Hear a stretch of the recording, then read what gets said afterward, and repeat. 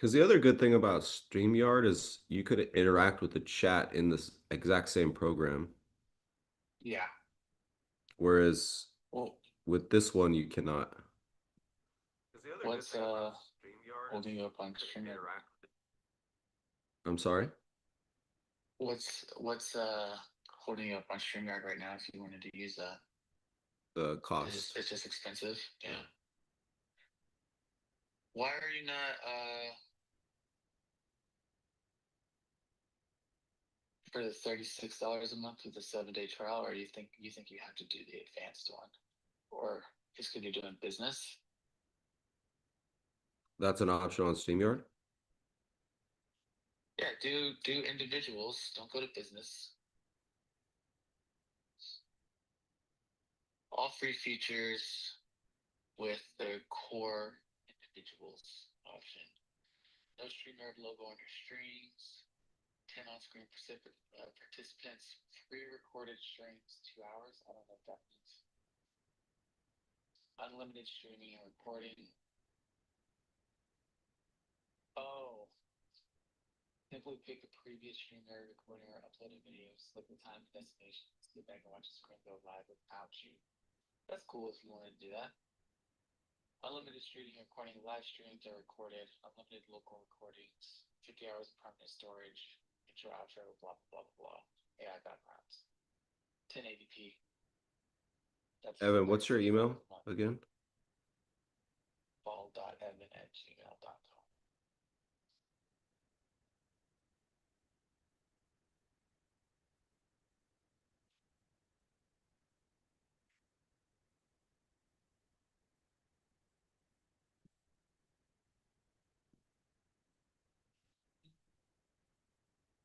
God, the system is so convoluted. I freaking hate Zoom.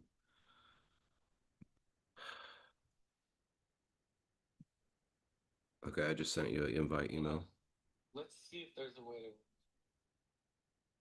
how to watermark on. So All right, Evan, we're live. Let's do it. I'm not right. I'm not anything. I just sent you an invite.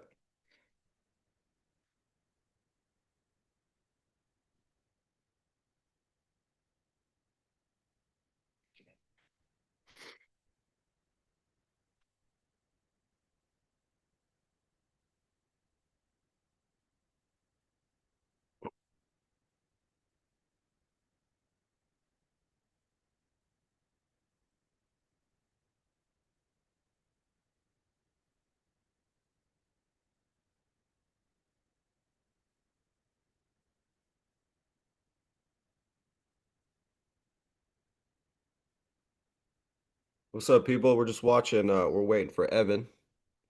I'm gonna hang up here, Evan. I'm gonna... Where you're coming from, Hamza, why you would.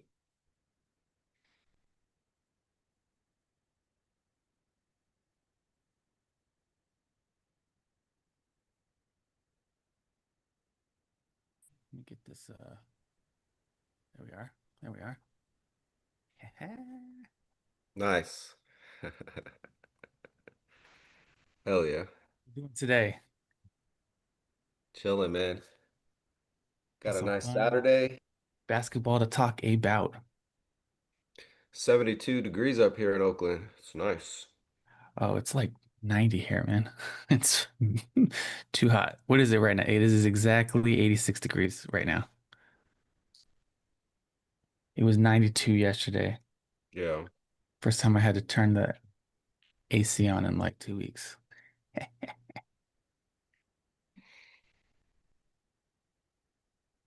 All right, let me see what's up with the stream, see if I could get these people. Got 5 watching already. 5 of our beautiful 58. So I could interact with the chat live, even if I pause the YouTube video itself. Um, yeah.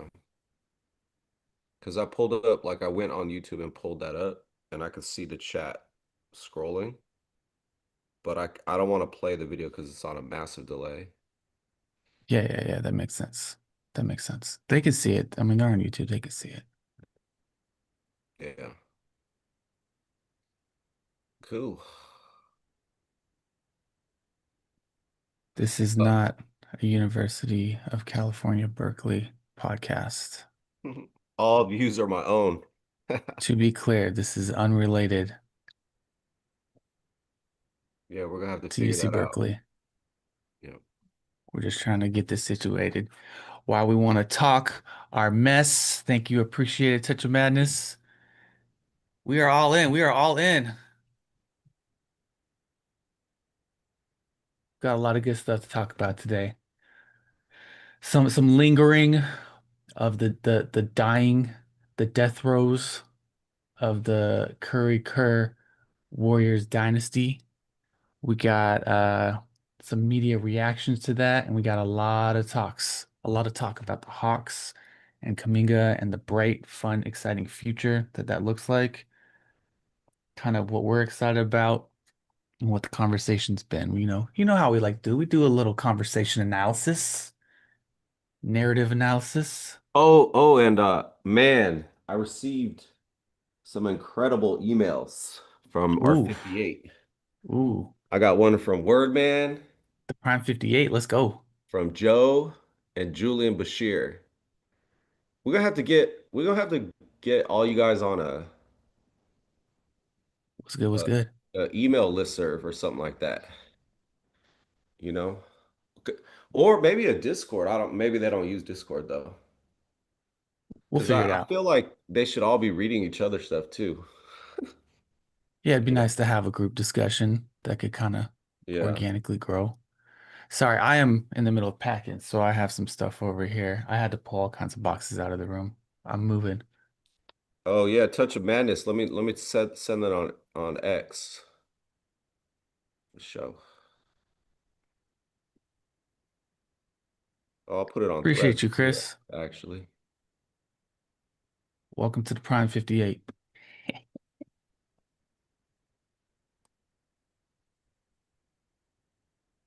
What else? What else? Hawks are exciting, man.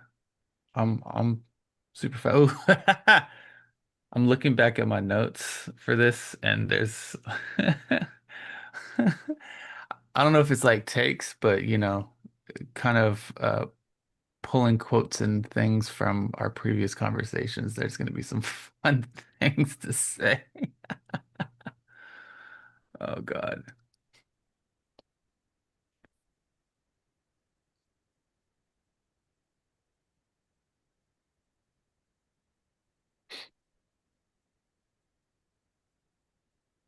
Where we at? What we got from you, Mondo? I'm putting this stuff on Twitter before Nice, we nice, get nice. going.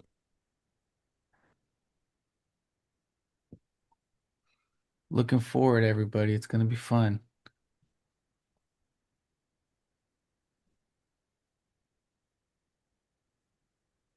Too early for me to be drinking though. Yeah, I got my coffee. I had a yeah, I have tea. I'm a tea guy. Um, I had a fun time on Sideshow. That was my first time with Oh yeah. the one and only Chardal, and my man's got some enthusiasm. What was that when his Chardal said that he played Russia roulette Yeah, he's like with his we dad? played Russian roulette. I was like, my man, I think that might not be it. Maybe you just played regular roulette. I was like, that requires a pistol, right? But good for him, man. He had having a fun time in Vegas, doing a little gambling, seeing a concert at the Sphere, which I'm undecided if I want to do because like I said, my girlfriend went and she saw the Backstreet Boys concert, but then she also saw Wizard of Oz. And because it's full 360 all over the place, it's a sensory overload experience. It's just Mm. crazy. And like if I go to a concert, I want to go for the musician. I don't know that I need to go for the whole spectacle, but maybe that's just me being an old head.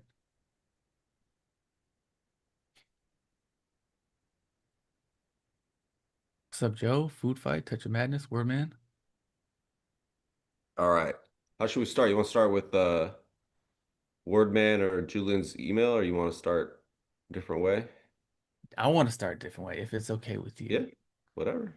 because I want to set up all of today's discussion with this comment, this concept that I've been thinking about a lot this week as we've seen the range of reactions from fans and media members this season. And it's a little bit what you were just saying. People are struggling with the end of this era, right? Hmm. And not knowing how to move. But I'm gonna go even further. I think for so many people, uh, whether it's NBA personnel or it's media members, they have made a career off of this era of the Warriors, off of this Mm. dynasty that is led by Curry and Kerr. And it is in their interest to maintain that era because their careers have elevated as a result of it. Pot like the light years guys, even Kawakami, like Kawakami was around, but Kawakami gained stature. These people have gained stature as a result of being the people who are close to it or commenting on it. Like you think about all the podcasts that blew up out of Game of Thrones, right? Who still do Game of Thrones podcasts, 10 years later, whatever it is. Right. And what they're seeing is this era might be coming to a close, but it's the thing that they've locked their like career identity in on so tightly for over a decade that they're scared of what the pivot is. They don't know what the pivot is. And so it's like I said, the the incentive is to keep this era going for as long as possible. So you can keep getting your money, you can keep being, having your podcast or your insider treatment or whatever, having your stature in the media, whatever it is. And I think that's making it very difficult for people to be willing to be critical of the Warriors and of Steve Kerr. Because if you look at something like other franchises that have had these waves of success before, Lakers, etc., right? They Hmm. don't like they just assume the Lakers are at some point gonna work it out again. So if it's bad, oh, so if it's bad, then sorry, I had a call coming. If things are bad, you're willing to critique that because you're like, we need to get back to success. Not this is like you're not holding on to this as though this is like the only chance at success we've had and will ever have. It's the thing that elevated us from a second tier organization to the premier organization in the league. And no one wants to go back to being a second tier organization, right? So when we discuss the media reaction, when we discuss the way coaches, players, front office, whatever, are engaging with this, with the death rows of the dynasty, I want everybody to keep that in their head. People's entire careers have been made off this. People have made a lot of money off of it. People have gotten promotions off of it. People have gotten sponsorships off it, etc. And it's hard to let that go. Yeah, I think that's interesting. How do we put that next to this idea that I've been peddling that so is that the same or is that slightly different than saying the fans that really want to see the positive in all this, like to highlight the fact that the burning ship that's sinking to the bottom of the sea, like the fact that the flag is still intact, like Mhm. highlight talk about the flag being still flying.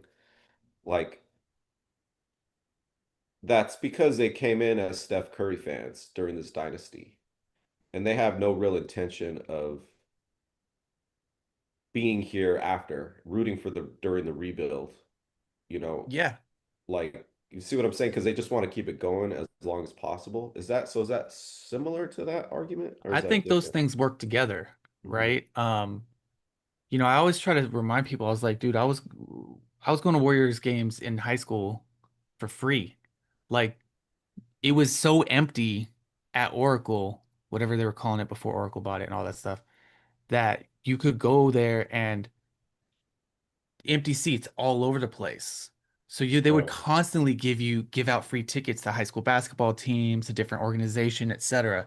Like there wasn't a huge robust fan base. There were people who maybe were casual fans who like might be like, "Oh yeah, I'm glad the Warriors won," or get a little excited in the We Believe era, or like the Chris Mullin, like the various teams before when there's like little peaks at success, but there weren't a ton. I'm not saying there were none, but there weren't a ton of like diehard fans the way people pretend they're diehard fans now, that they're just like all in. And I think that's exactly what you're talking about. People knowing somewhere in their heart that they might not continue to go to Warriors games or want to watch the Warriors if they're not pushing for championships, that they're not going to cheer for this organization to reorient itself and like what's the next one and be willing to sit through years of right, losing while they figure out like, hey, maybe we got the new talent out of the draft, or maybe we they do what I think they need to do, which is have a full ass regime change. They got to fire the GM, they got to fire the coach, and if Lacob wants to stay, he's got to get a whole new team in there that's going to be on board and they feel like they have a vision and are going to work together because it needs a culture change. Um, anyway, a long way of saying I think what you said and what I said work together. I think they're in alignment. yeah. I was thinking about it and like the media ecosphere, because the way me and Cyrus have talked about it is just like there's a cultural affinity between the college educated upper middle class white coach and the white media Yeah. and how they discuss and the way they talk about feelings and the way they talk about kind of the a lot of the pretense of humanizing the basketball experience. It makes the media feel normal, like it's a cultural affinity why they don't critique him. But what you just explained is more political economy, right? There's money involved with this. Like these people's career is baked in with kind of continuing to sell the hype. And, like that's why I do see like someone like Kawakami, right? They have pivoted, they've been involved in NFL 49er football. Like we Yeah. me and the cousins joke like Cy better start talking 49ers real start talking more 49ers real soon on the podcast, like because this is gonna go bad with these Warriors. Mhm. And like light years, like they're not the only ones, but they're not really gonna have much like those people are gonna fall off, right? Like if there's not a blue chip draft pick here within like a year or so, like those guys are their fan base is gonna fall off, man. They're freaking those people like barely watch, Evan. So like when Yeah. Steph's gone, like they're not gonna know how to appreciate the game appropriately. Like they're in a bubble. They don't watch the rest of the league. Yeah, So they're not basketball fans. You've said this for a right, long time. right. Like They they're they they're they they're fans of the living off Warriors that. as a sorry. Yeah, they're living off that happy boy basketball, like dancing on the court, hitting threes, even though they're down by 20. Pods taking charges, like they're living off that that that silliness, the corniness. And when that's gone, like I don't really see them learning to like another style of basketball, learning to appreciate another kind of player, right? Like they could not appreciate the greatness of Jonathan Kuminga, right? Because it was a different style. Uh, Yeah. they did learn Jimmy Butler for some reason, and you've been on that for a while. They came to appreciate him. Um, But I think Jimmy, and there's more to talk about this, but I think Jimmy, it's so interesting because Jimmy is exactly the type of player that like they shouldn't like. He's a person who's butted heads with front office before, who's been willing to take over and do things his way, but he's been very much a player in this. Like I think he knows that he's only got uh maybe one more time to secure some money, and he knows that coming here is important in that. And so like he's been, despite his little bit of soft challenging the coach and expressing support for Kuminga and all that, like he's trying to make it work, I think. And he's not upsetting the apple cart in that way. Right.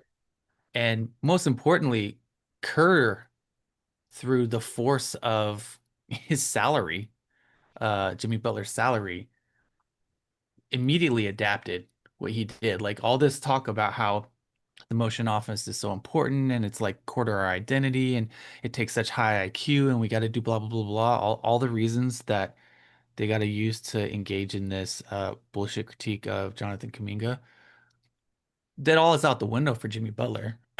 It's like, okay, Right.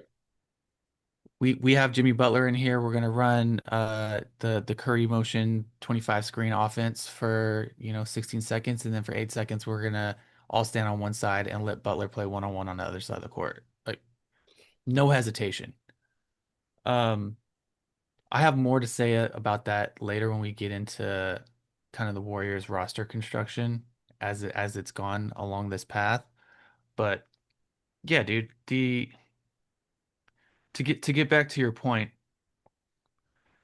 the crowd that the Warriors as an organization have leaned into, right? They've leaned away from blue collar basketball fans who are going to be there no matter what, right?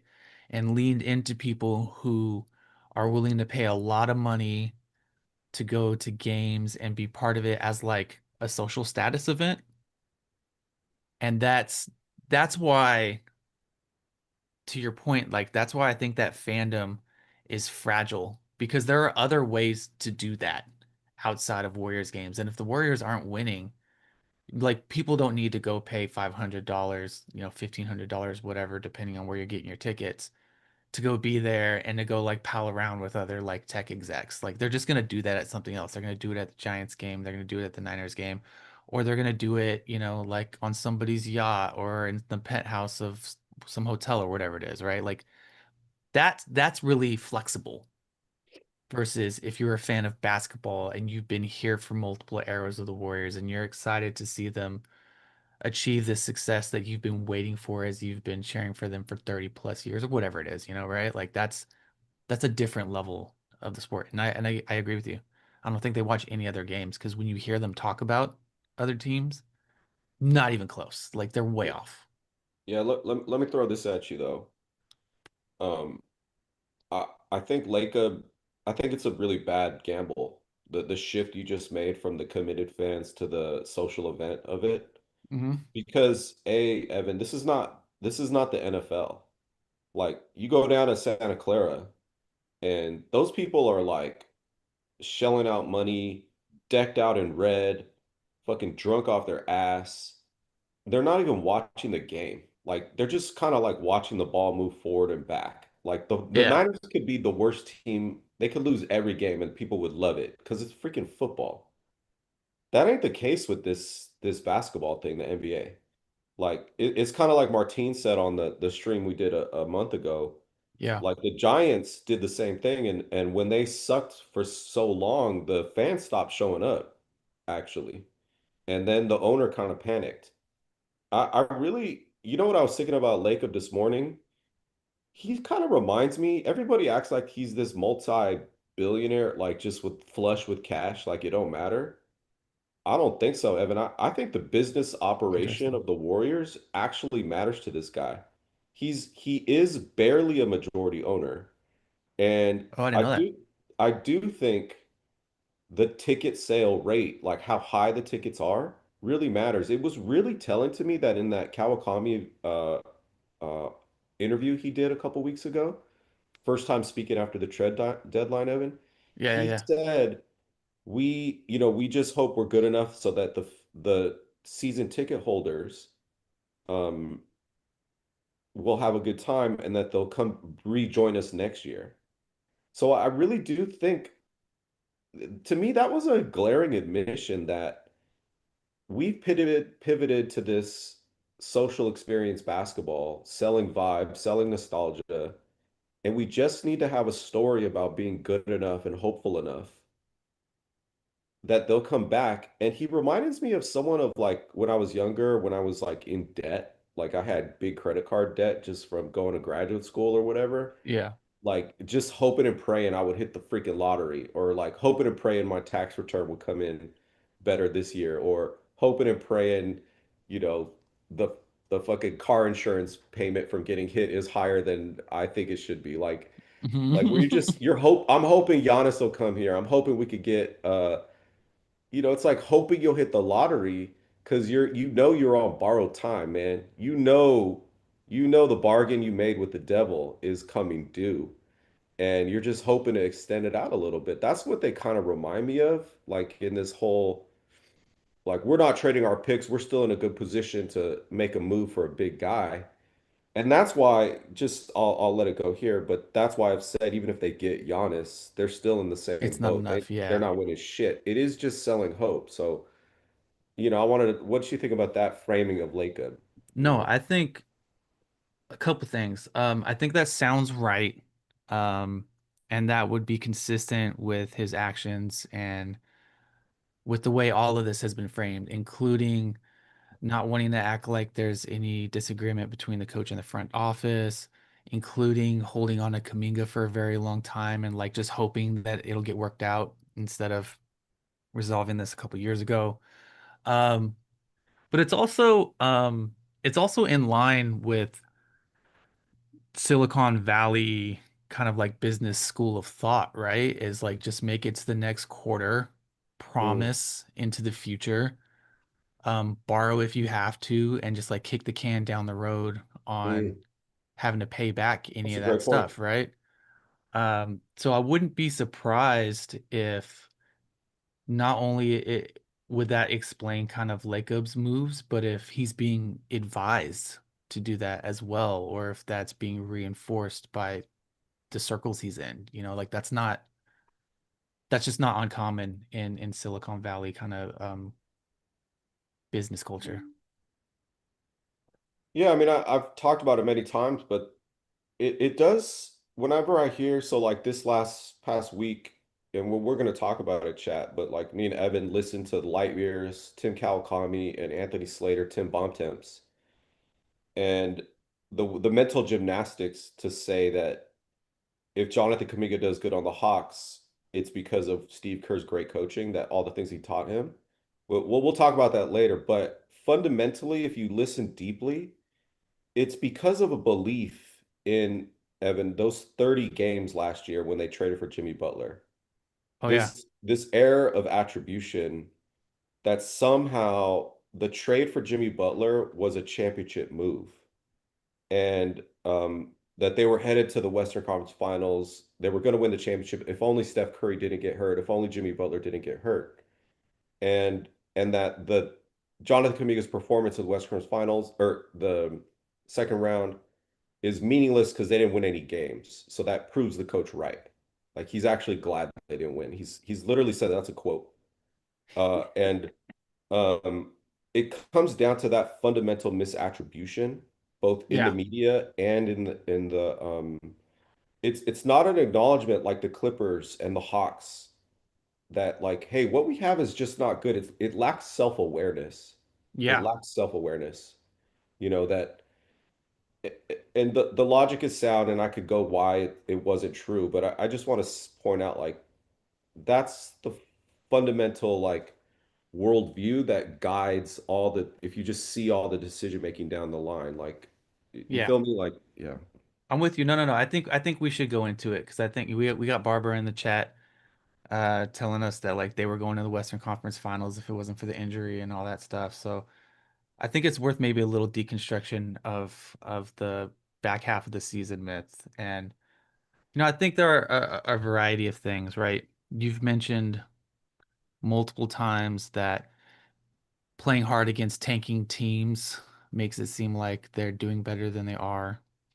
Um, you and I have discussed in the past how a sign of a really good team is point differential, and that's one Yeah. that's not talked about enough. when you got to work really, really hard to beat bad teams, when all these games are going like down to the wire into overtime and have to be Yeah, really tense, that's a terrible sign. right. Like really good teams. Think about when the Warriors were really good, even pre Kevin Durant. Think about how many times it was like Steph Curry sits out the whole fourth quarter.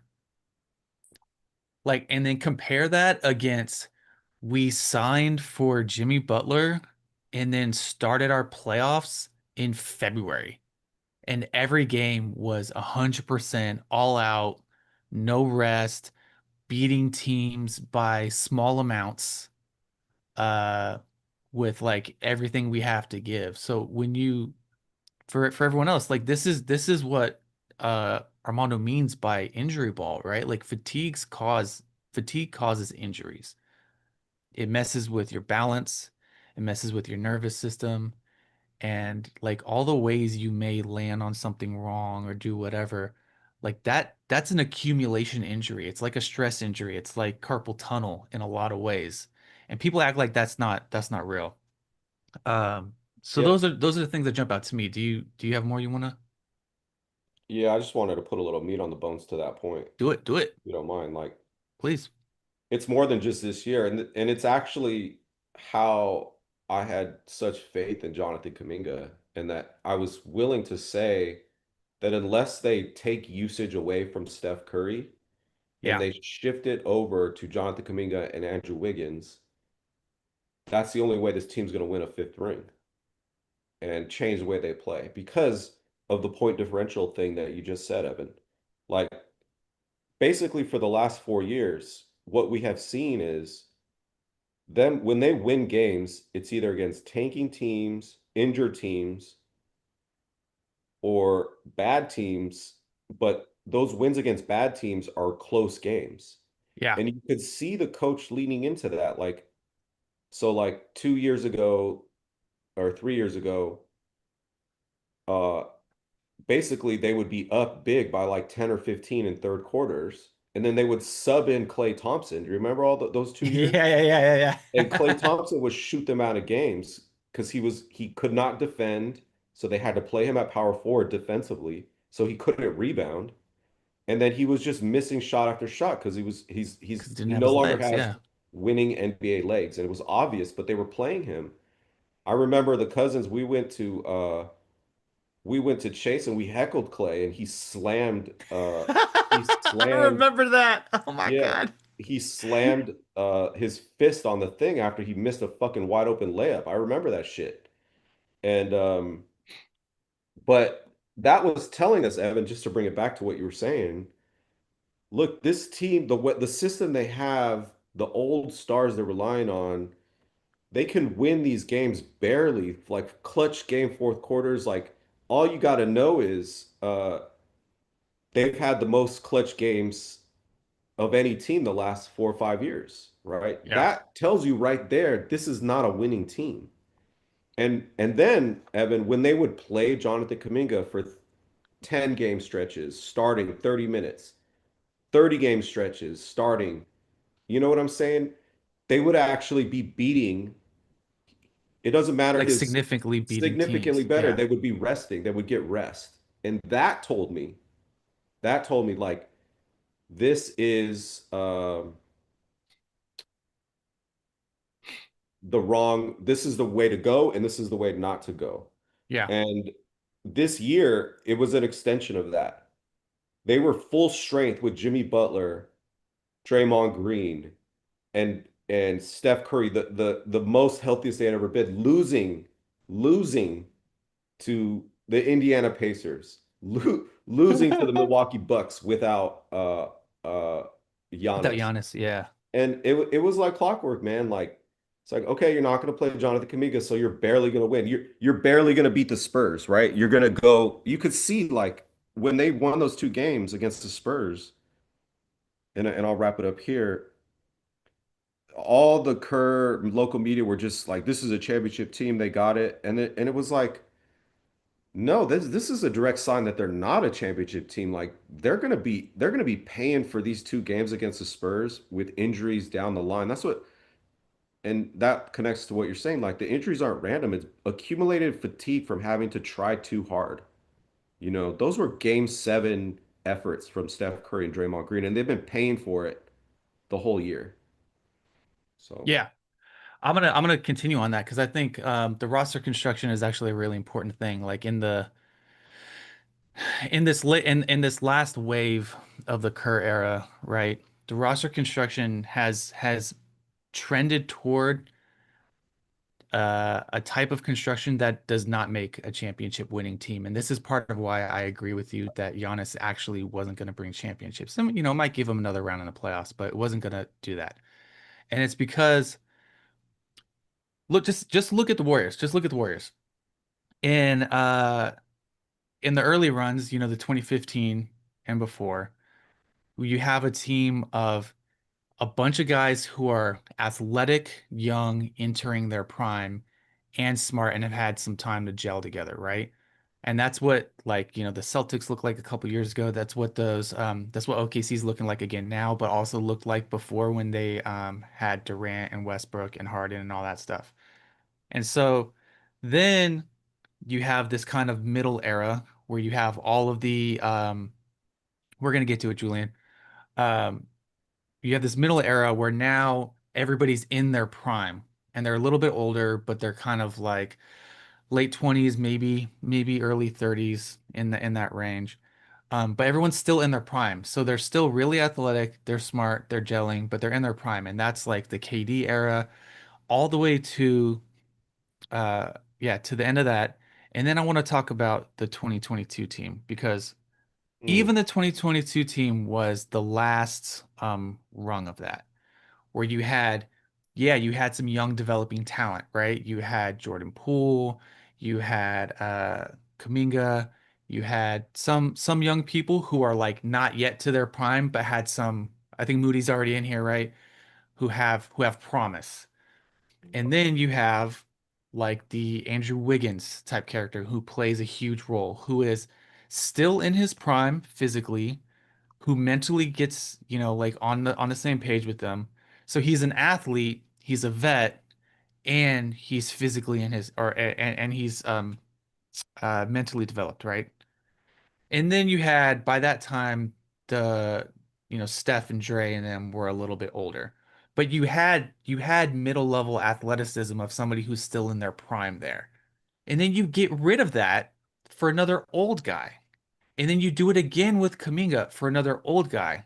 So instead of having people who are like a good roster construction probably has a couple young promising people that you're taking flyers on that maybe used to be two-way guys or rookies or whatever that have not yet hit their prime, but like you want to develop.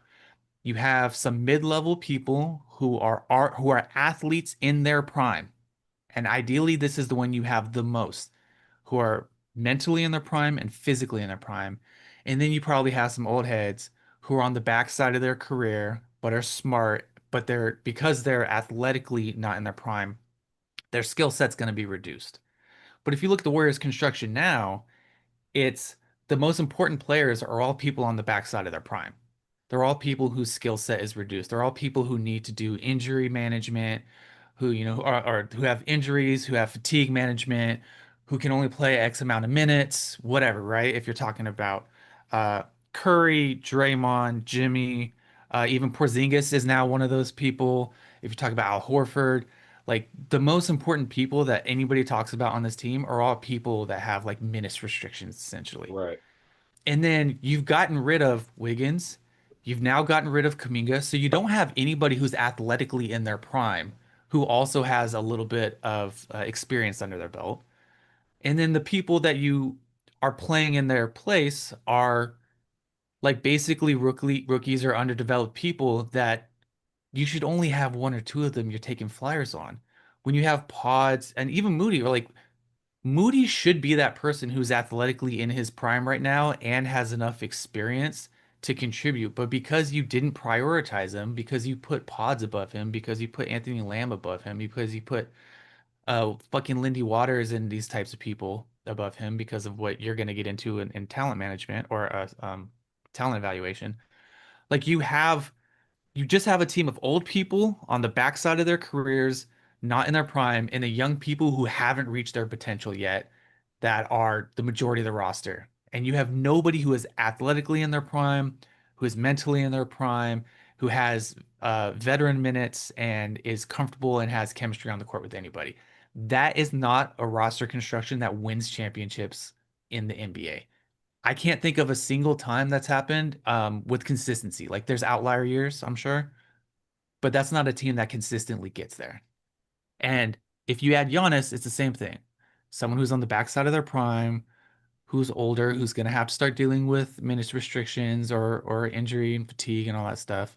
And when you double down on that with Kerr playing these people too hard and playing them out of position and or playing them next to three, four little guys who are undeveloped in their skills and their talents, then you're adding more stress to them and asking for the injuries. So that's my You thought. know, off that is exactly why after the first week of the season, I was on Cyrus's show, Evan, and I said Yeah. Jonathan Kaminga is going to have a fatigue injury. That is specifically why and that came true. Yeah. You know, if you're part of the 58 prime, one of the core tenets of the Spiro was right basketball worldview is that fatigue level, even during winning, affects injury probability down the line. And I could see after that first week, because of what you're saying, Evan, because the roster was filled with either unathletic guards who shouldn't be playing or old guys. And Yeah. the only guy athletically in his prime that was playing was being asked to be all over the floor. And I could see Jonathan Kuminga guarding multiple guys in the same possession, uh, going for offensive rebounds, defensive rebounds, and running the floor. You know what I'm saying, Evan? And I could see he was, and that's why I said he's the second best player on the team, even though people don't want to hear that Yeah. because it's just too easy to see Jimmy Butler as that because of the reputation and because of the fouls, the foul grifting, and because of the attention he receives.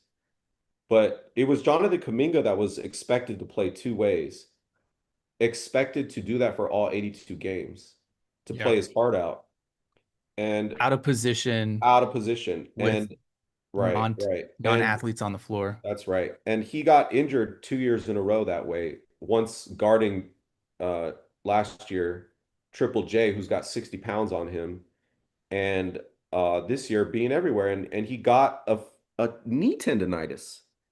You know, that is related also, Evan, having the old guys like that and the Yeah. unathletic guards, unathletic players, to the fact to this new piece right here that I'm gonna add that they don't make open shots when it counts, Agreed. right? Yeah. So many times when they were actually playing teams that were trying hard, um, the first half and the third quarters, they would be in the games, right? Like I remember there was a Minnesota game where they were playing their ass off and it was like a tie game at the half. And I could watch that game and I could look Minnesota's fatigue level on this half, Evan, is minimal. Like they're just throwing up trick shots, they're laughing, They're chilling, you they're know? like letting pods back cut. Buddy Hield is getting in there for layups. You feel me?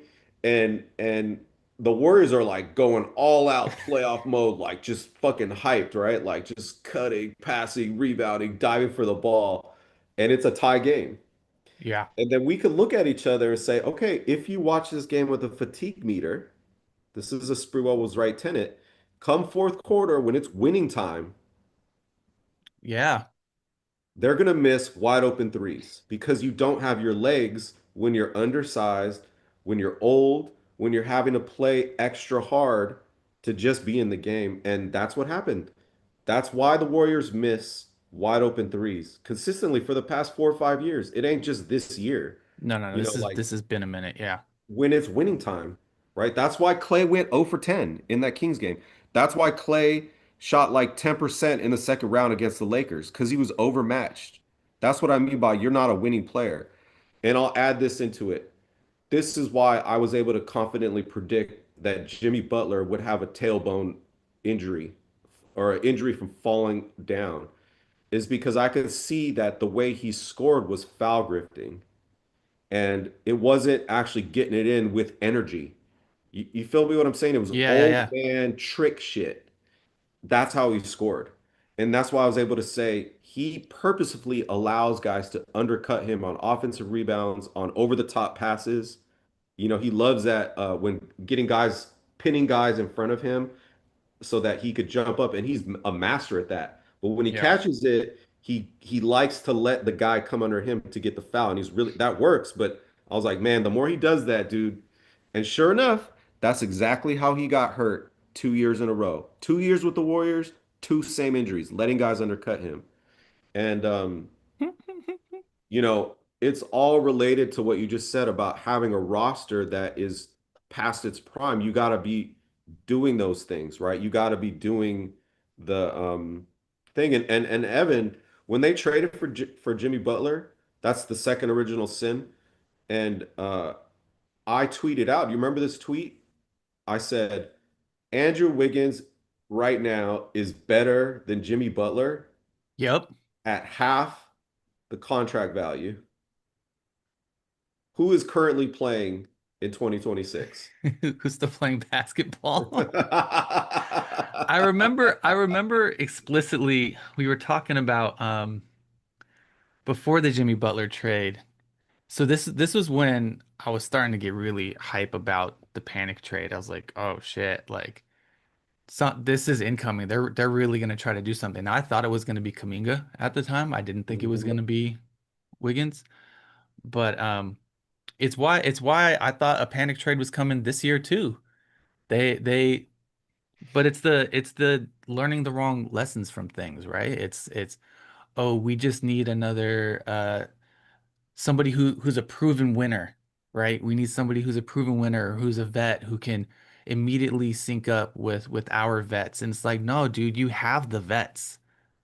There's no version of and it's one thing if it's like, hey, we got to bring in Otto Porter, who's gonna come in and play this like bit accessory role. Even GP2, right? Like who I think gets way overplayed right now, and especially out of position for him too. If you have him in this bit accessory role, and I love GP2, but like he needs to have a smaller role. He doesn't need to be a featured part of the team. And they keep trying to bring these old guys in to be the featured part of the team. It's just not gonna work, man. Hey, I just want Yeah. to address this contradiction in the chat. At K Base says when SGA foul baits or Luca foul baits, it's quote unquote winning, but when Jimmy does it, it is injury. Can you think of one big difference between SGA, Luca, and Jimmy Butler?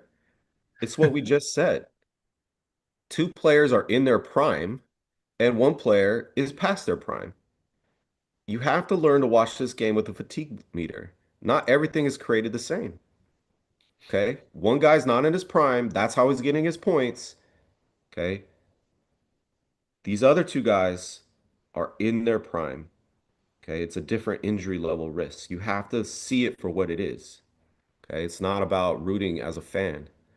Um, anyways, uh, shall we read a Warriors related podcast or email? Because I really want to get to Do it, do it, do it. Why not? Mr. Jonathan Kuminga on the Atlanta Hawks. Woo boy, we got some excitement for that. Hold on, hold on. Really quick before, because I'm excited about getting to Kaminga. We're gonna have a ton to say there.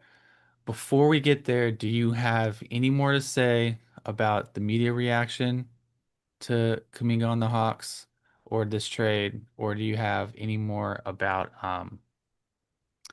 the race slash class war that's Mhm. happening within this discussion? I think, how about this? I think we should talk about uh the greatness of what we've seen from Jonathan Kaminga first, like the basketball of it, Yeah, yeah, and yeah. then let's circle back to the Bay Area media reaction to it and That'd the be fun. race class war going on over this. Let's go. So Much good, to say, man. much to say. Uh Well, we got a great email from Joe, the great Joe, who I suspect is Joe Lacob's burner. I hope it is. Uh, but he was talking about let's save this one because he was really in on this. The Warriors trying to buck break Jonathan Kuminga. He liked that phrase, and so he went on to some plantation metaphors, which I enjoyed, and we can talk about that. But let's save that. Let's juxtapose that from the stupid light years shit, and Yep, then yep. we got a great email from Julian Bashir, but this is on Kuminga's first two Hawks games, so we'll read that. And then, but I want to read Ken. Where's Ken? My bad. The fun of Kaminga on the Hawks Oh no, this is a is just getting started. Kaminga Hawks related too. Hell yeah. Um, shit. No, we don't even got a Warriors email. Freaking irrelevant, man. Last thing I want to say about the Warriors, it's so funny when I call cousin Andres and I'm like, hey, Andy, the chat yesterday on Cyrus was talking about Al Horford hitting 6'3" or Podemensky hitting 6 threes and Al Horford's doing well and they're playing five out and it's all good. And then he'll just answer back, dude. He's like, "Who gives a shit about the Warriors?" Oh my God. What a Oh my fucking God. joke, dude. It's so But frustrating, whatever. man. It's so frustrating. I just don't, I'm just not here to be gaslit about what this team Yeah, is and what this team isn't. And I'm sick of, look, I get it. Kurt's got some slick PR, PR training, and he knows how to be charismatic, like you said. And I get, like one of the things, I think I told you this recently. Um, I understand when I'm listening to players talk or the owner talk, coaches talk, whatever, that they all have agendas. They all have a narrative that they're trying to present in order to preserve, protect, or, heighten something that is of value to them. And so you got to listen to what all these people say, like with that in mind, and think like, what are they trying to achieve by telling this version of the story?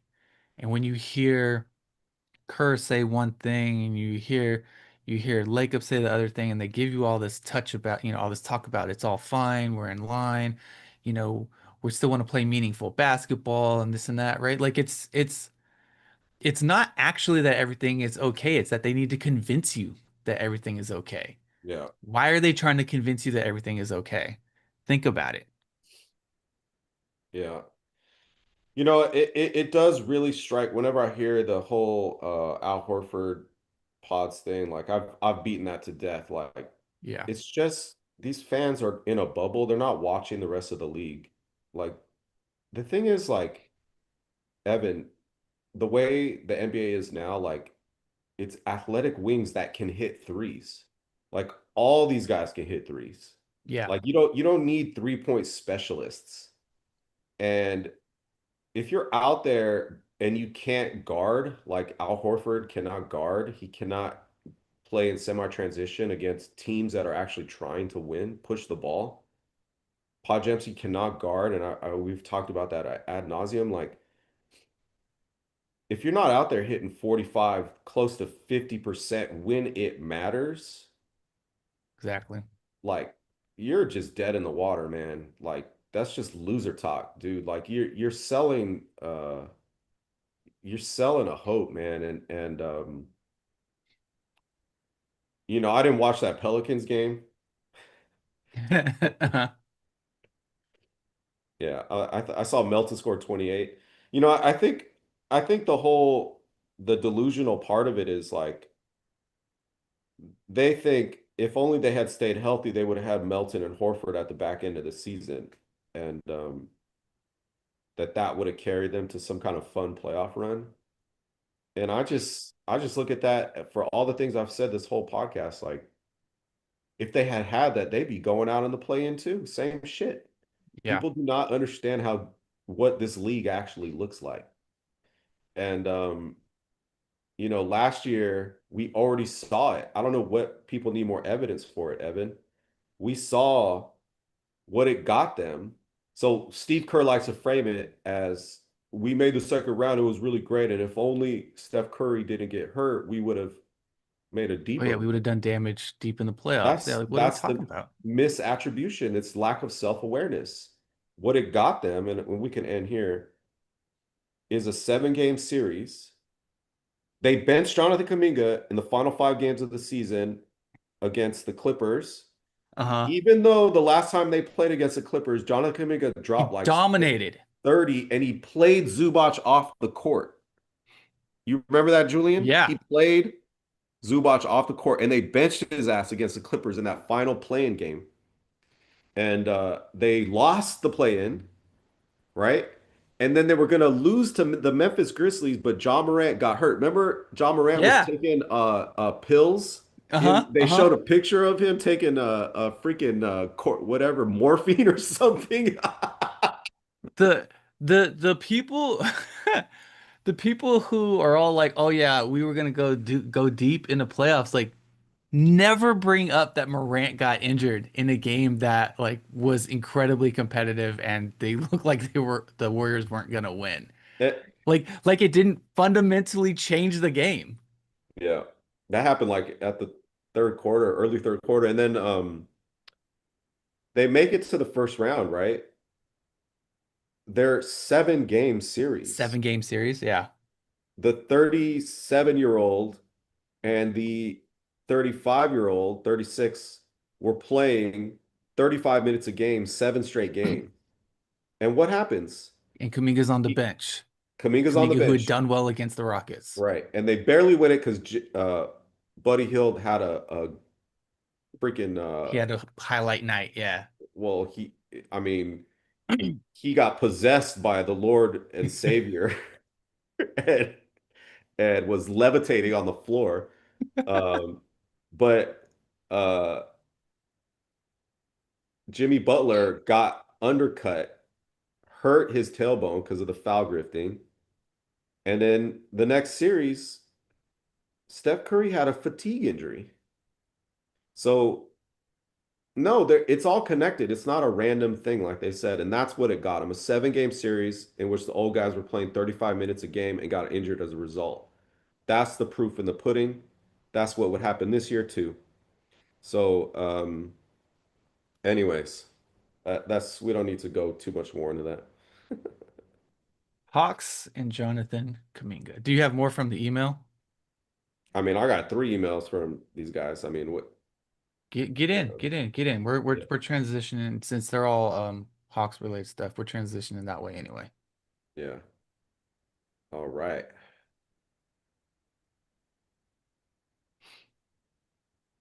I fucking love these emails, man. They're so good. All right. Can you see that? Yeah. Whew.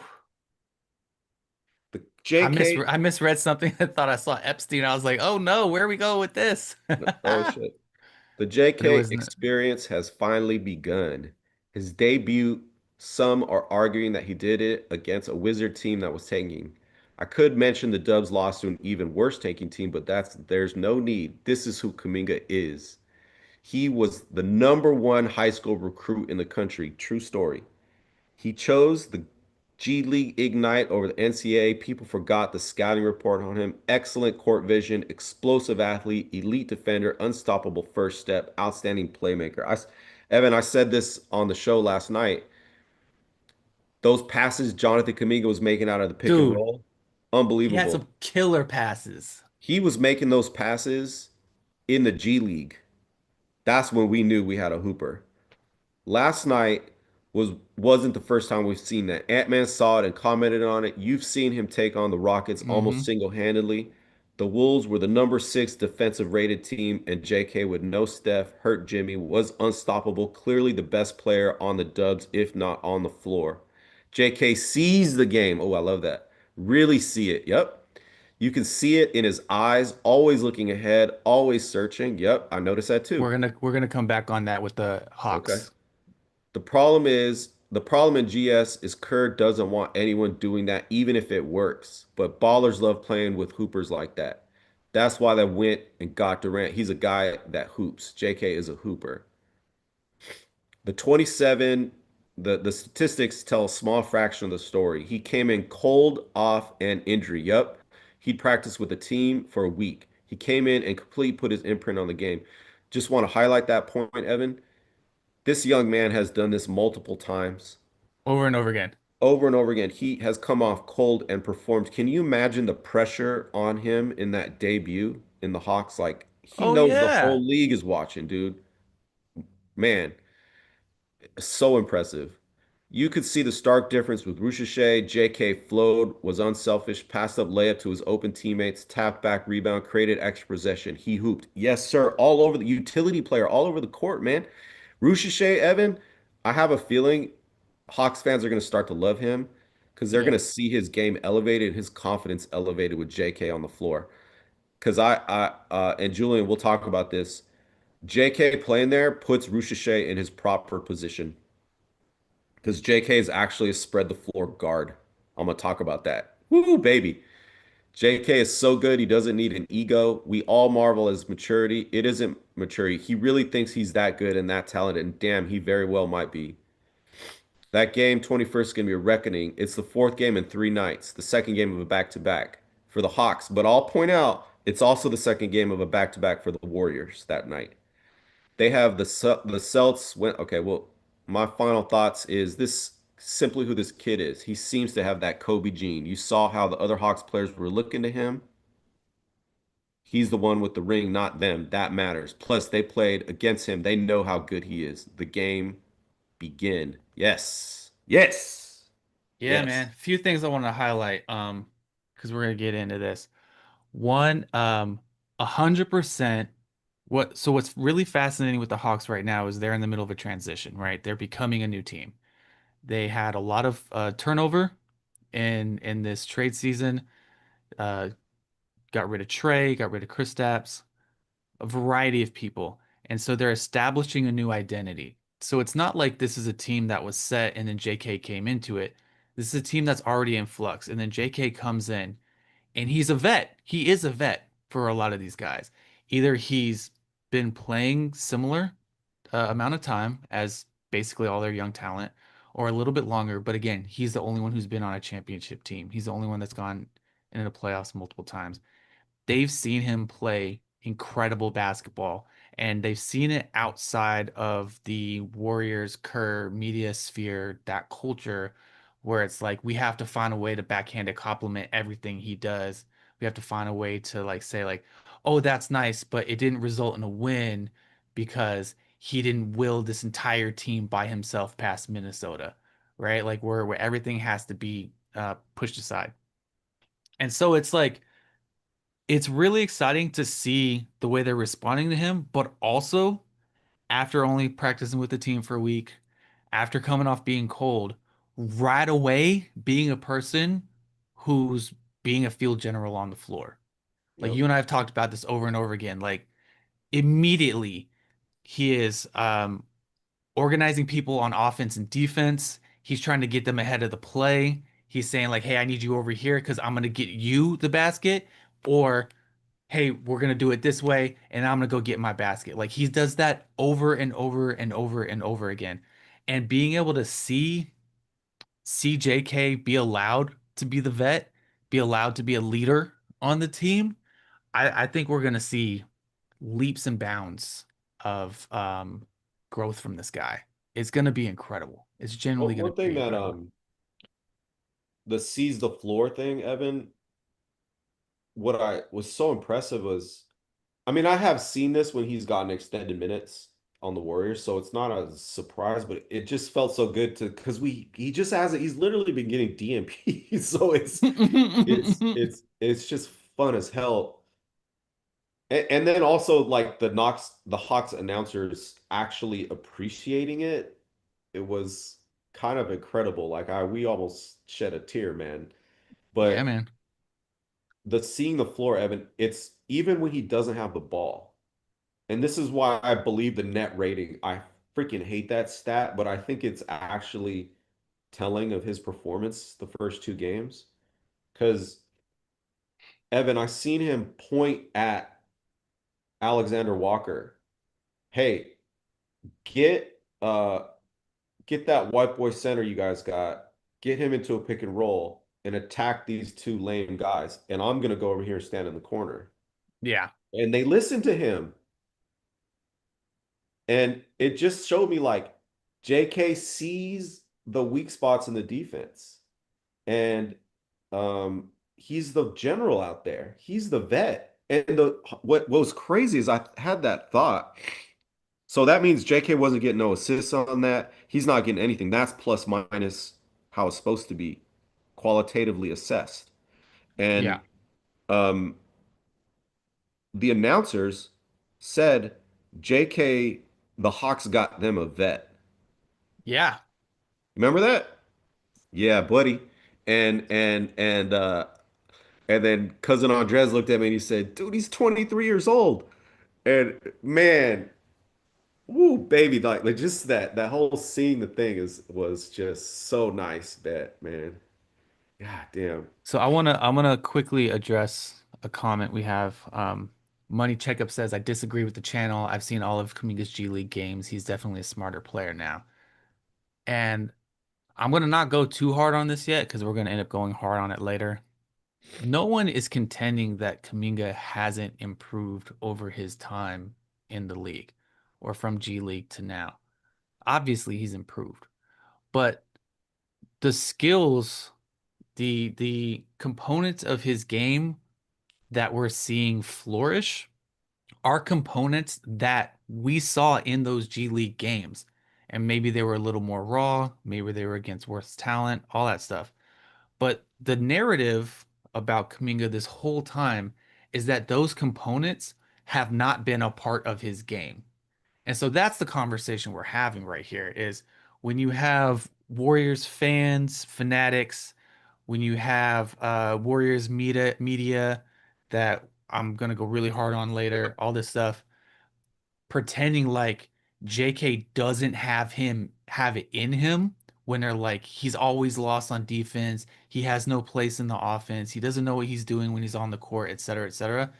We're saying that that is fundamentally not true and has never been true, despite whether he's gotten better over the course of playing in the NBA for 5 years, because of course he's gotten better. But he's always had that in him and he's always wanted to have that in him. Everybody gets too distracted by he's a ball stopper, he just wants to score. That's actually never been the case. That's been a myth that like we have debunked and will continue to, but he's always wanted to be a playmaker. And that's actually what's most important. He's wanted to be a person is willing to facilitate. He's happy to drive and kick. He's happy to be a playmaker on defense as well, by the way. And sometimes he's been penalized that when he's overhelped. But, when you got four guards on the floor and him, or three guards on the floor and him, and fucking like Post or Horford or somebody who can't move their fucking legs, then like yeah, he's got to be the one who overcommits and helps. So again, we're gonna get into that more later, but like let's get on the same page about what we're really talking about. So one thing I want to say about Ignite, this is actually related to the Peterson argument right now about the number one draft pick. A lot of these uh media types are saying Peterson should not be considered like Bill Simmons. They had a whole argument like knocking Peterson because his dad is like keeping him out of games. He's not playing the second half and he's not trying, like he'll try hard for one half. Yeah. That actually tells me that kid is an NBA player and he's just trying to not get hurt. And he can take a level up. They're blowing teams out. He don't need to play. And that's what JK did on the Ignite, Evan. The only game you need to know about, the only thing we needed to see was JK's game one Ignite debut. And I'm gonna play the highlights for us right now. And chat, that game one, he played hard. The rest of the Ignite, he didn't give a shit. He was trying to not get hurt. And that was pretty obvious. You could see the fatigue effort. And you know, that's what I seen. And to your point, Honestly, the thing that JK has improved on, and this is what Coach David Thorpe always says, is his dribbling. And his dribbling Yeah, is going to continue to improve. And, you know, it's not that his passing hasn't gotten better. It's that you could see the signs of it even then. You could see that he was a guy that was court vision guy. And was I looking actually, for it again, and is looking to pass away, like a pass or two ahead, even, trying to position people for the pass. and and actually, Evan, now that we're talking, I remember after Kaminga's rookie year, so the summer he was in the summer league after his Hmm. first year, they gave JK, they made him the point guard in that summer league, and he was the guy in the pick and roll. And I remember after that preseason, so whoever did that Oh. little tweet, uh, Coach Kerr, your God, Coach Kerr and Draymond Green came out and said, "We are really impressed with Jonathan Kuminga's passing ability. This guy has Paul George level passing." They said that. Look it up. Look it up. Um, so let's just see this because I love seeing Jonathan Kuminga play. You mind watching this? It's like Yeah, yeah, let's throw the two clips on. minutes. It's gonna get us copyrighted, but I don't care. I want to watch it. They could cut this part out. Yeah, who cares? Can you see it? Yeah, yeah. All right. Jonathan Kuminga, 19 points, G League debut February 5th, 5 years ago. Kid was like 18, Evan, 18-year-old.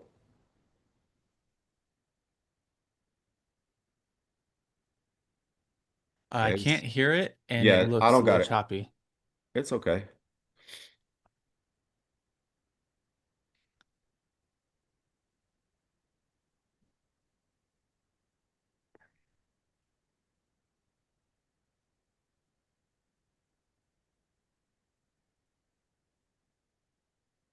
Whew.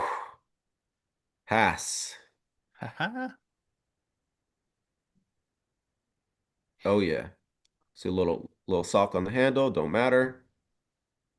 Strength. Still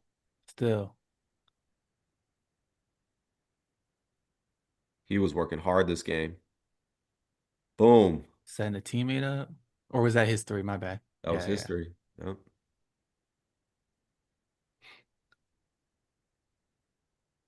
Take the contact. You know what's funny, Evan? Now that I'm looking at this, he actually. Yeah, yeah. Let me just Can't have replay that. athleticism on this team. It's asking too much. You guys see this pass? Look at this pass. Oh, he didn't have pass. He didn't have passing 5 years ago. You seen that? Damn.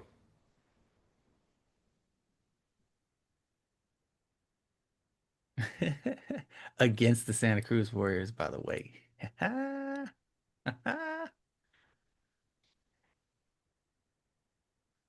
Oh,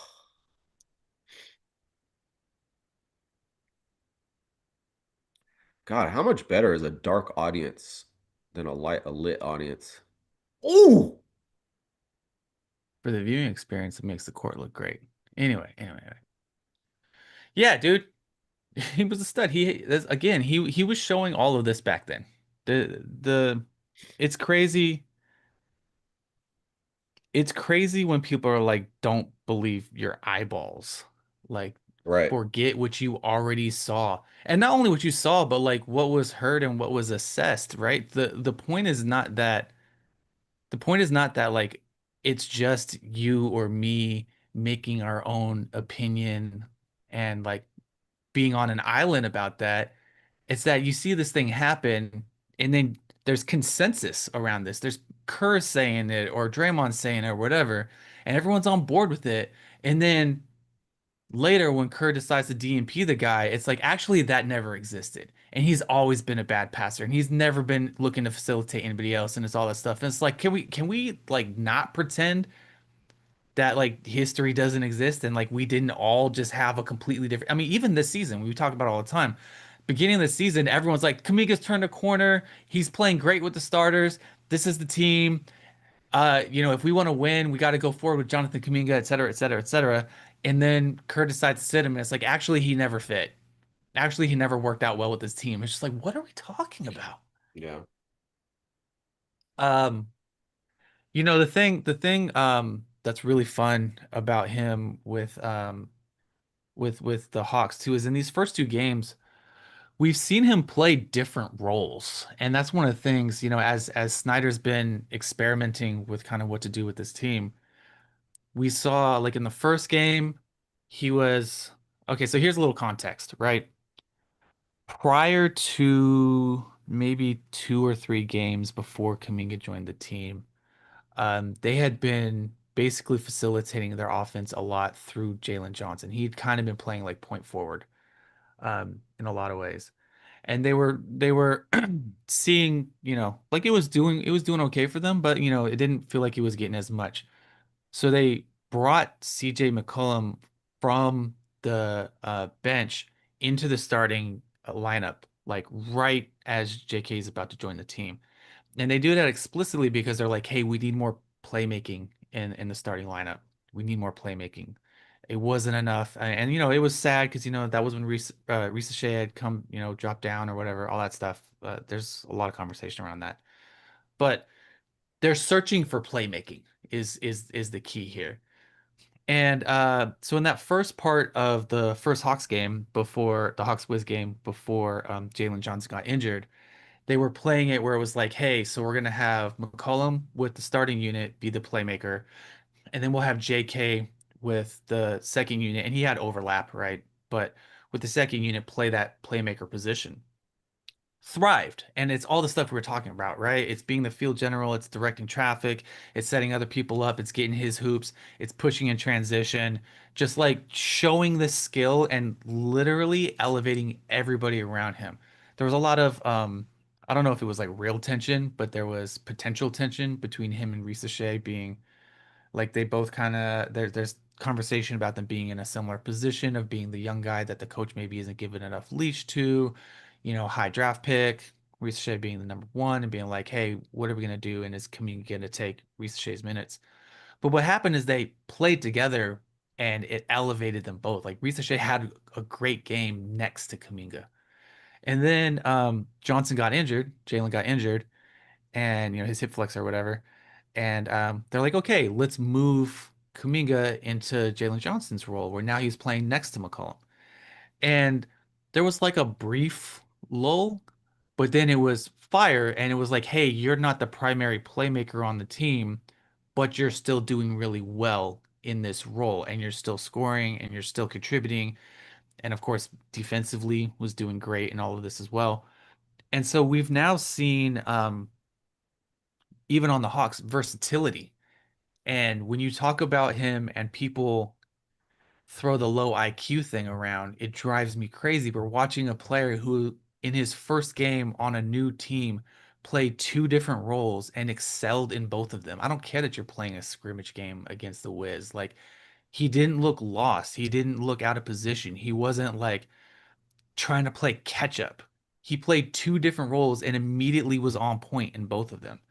And then in the second game, obviously, he started in the Jalen Johnson position. And what you saw again were like two very clear directives from Snyder. There was like, hey, I need you to primarily facilitate here. And he did. Like his 17 points were kind of quiet because he spent the whole game setting everybody else up and trying to make sure that he was elevating other people, minus like end of the second quarter, a little bit in the fourth or whatever like that, where it's like, okay, it's your time, turn it on, and then like go get your shot, go get your shot, go get your shot.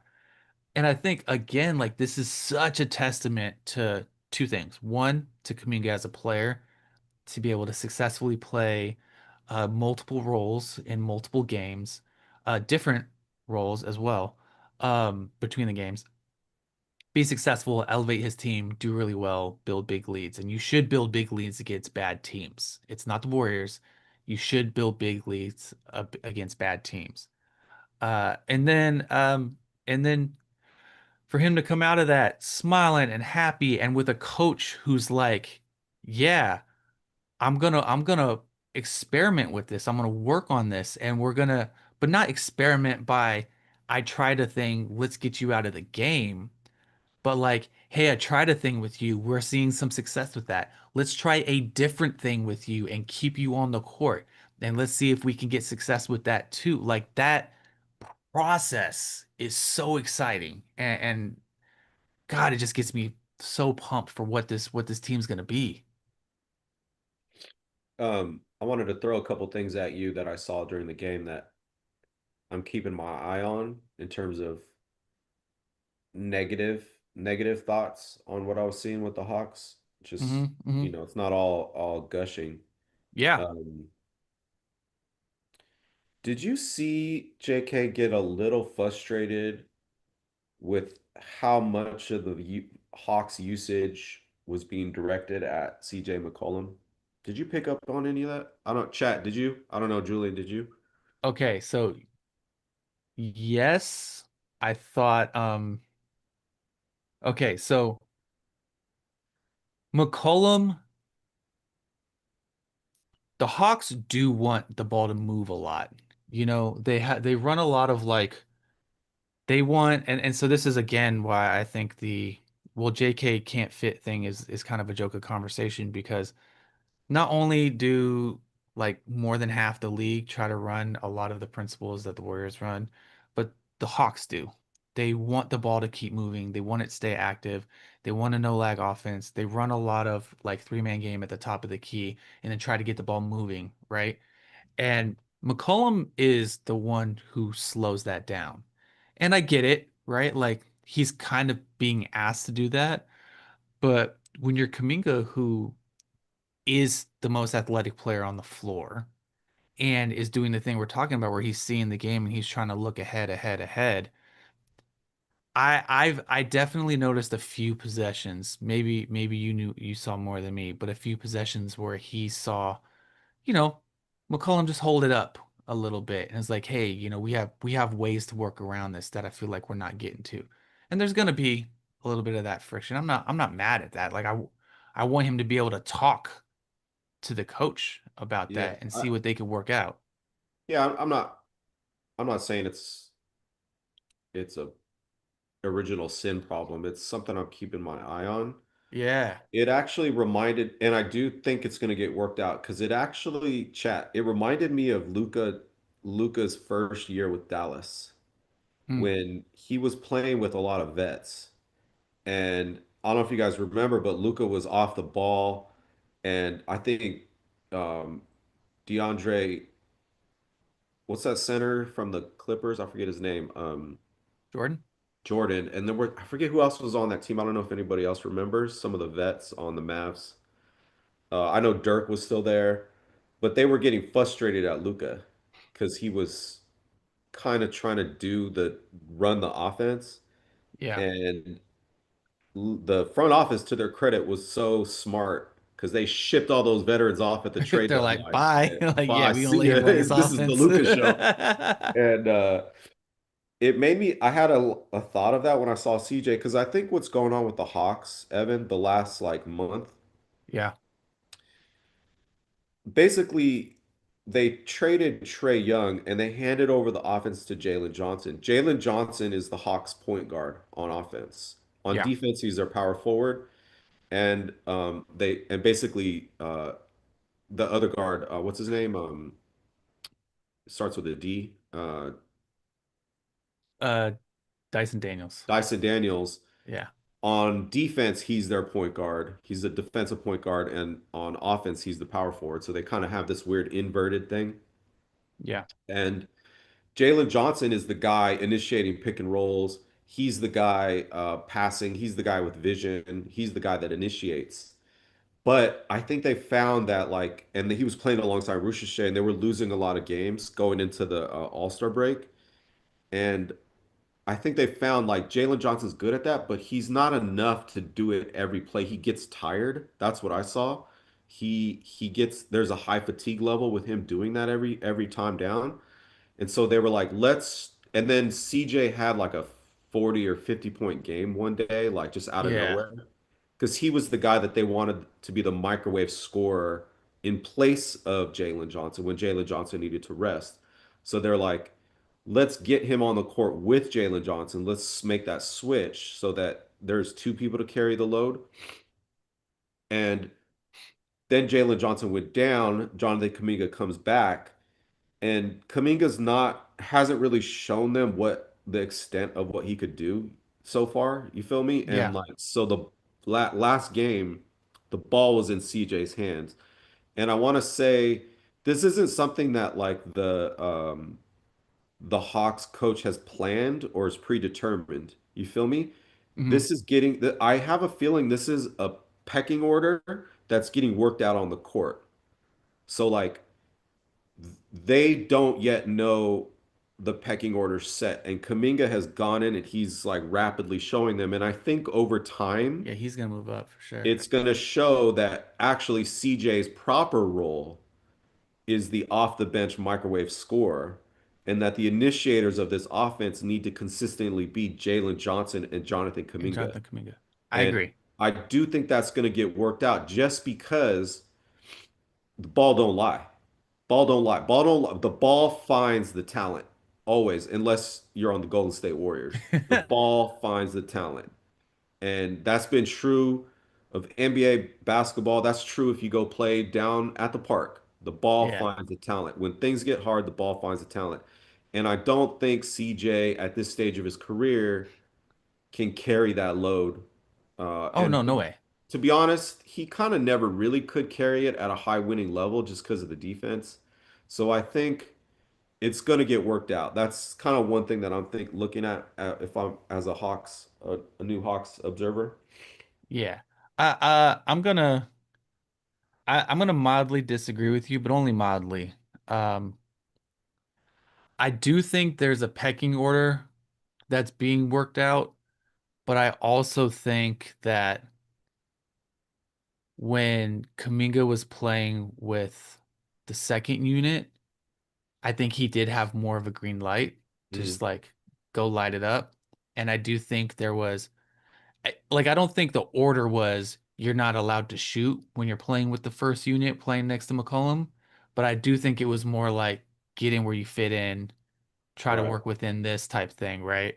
Um, like so I would suggest there was just like a slight tonal shift between like, hey, this is yours to command versus like this is CJ's to command and like let's figure this out type thing, right? That really plays with that Yeah, pecking order and thing that that's you're what's talking going to be about. exciting, Evan, over the next month and a half, dude. Like March and April. Like Hell this yeah. is chat. We got the Hawks in the playoffs this year in the East. Like we're going to get that. These guys are going to be in the play-in, and and just getting to view like this point where the I think the pecking order is in flux, watching it develop. Watching it build, yeah, it's Yeah, that's going to exciting. be really fun to see instead of having to watch a fucking team that the ball is finding the worst players on the team. You feel me? Refusing to adjust pecking order, refusing to The uh ball, yeah. be dynamic. Yeah, yeah, The ball finds Draymond Green and Jimmy Butler wide open in the corner. That's where the ball goes in the Steve Kerr system. yeah. Yeah, dude. To your point, I think, Jalen Johnson's he's still young, right?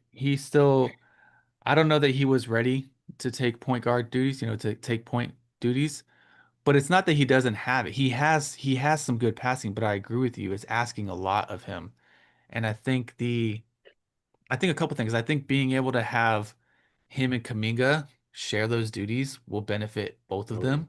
I think running them in a lot of that like triple screen action that they do a lot, again, will value both of them.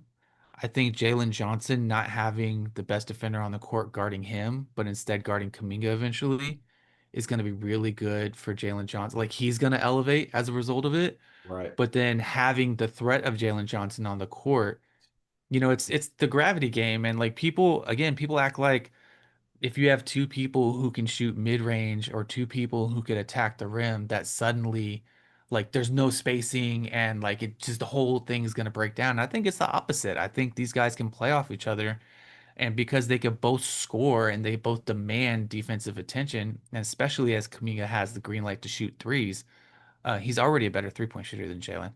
You're gonna see action between the two of them where defenders are gonna leave one open. And it's just like you just have to because you're like, oh, I can't let him get to this mid-range jumper he's been hitting all game, or I can't let him get to the lane. So now, you got Kuminga open on the three-point line or even on the like elbow extended or whatever it is to be able to make move because you're gonna clear people out as they panic to go cover the other player. Dude, it's just gonna be so fun watching these guys develop, That man. that like in the chat, there's a lot of comparison, like, can they be better than Tatum Brown? And I just want to connect that to what you just said, which is the synergy between Jonathan Kaminga and Jalen Johnson is something that I'm going to be looking at because these guys are pass first guys. Yeah, And that's not true of Jalen Brown and Jason Tatum. Like, you feel me, Evan? Like, these guys initiate and they look to pass. And what is that going to look like on this Hawks team? Like, these two guys on the court together as floor general pass first guys? Like, so fun. is it actually going to create what the stupid Warriors What they were, wanted, what they wanted? Like, but with because it, actual like young people. yeah, like it's going to make everybody uh elevate in terms of pass first. And Yeah. I think I don't know yet. We haven't seen We'll it, see, we'll but see, we'll see. But yeah, the potential's there. I want to yeah. highlight because I think the Brown Tatum conversation is really interesting because I think it's more okay.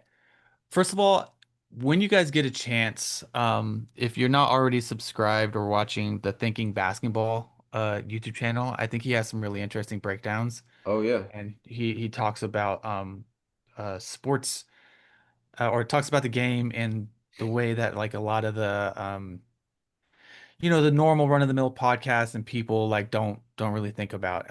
And so I really appreciate it. But one of his videos is on it's called the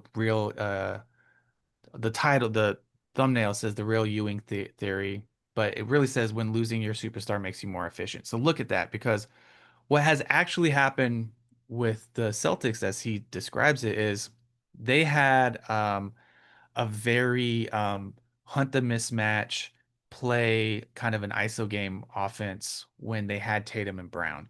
So they had some chemistry a little back and forth, but like it was all based off find the mismatch.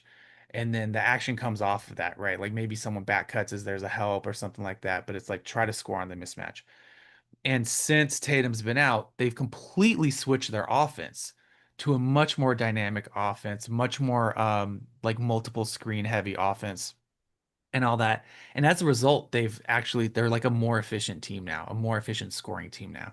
And he goes into all the reasons why that's the case, but it's a matter of whether when Tatum comes back, he's gonna fit back into that offense and they're gonna be able to move with the kind of like current level of efficiency that they have, or whether they're gonna revert back to the Tatum-based offense, which is, find the mismatch and then try to score one-on-one.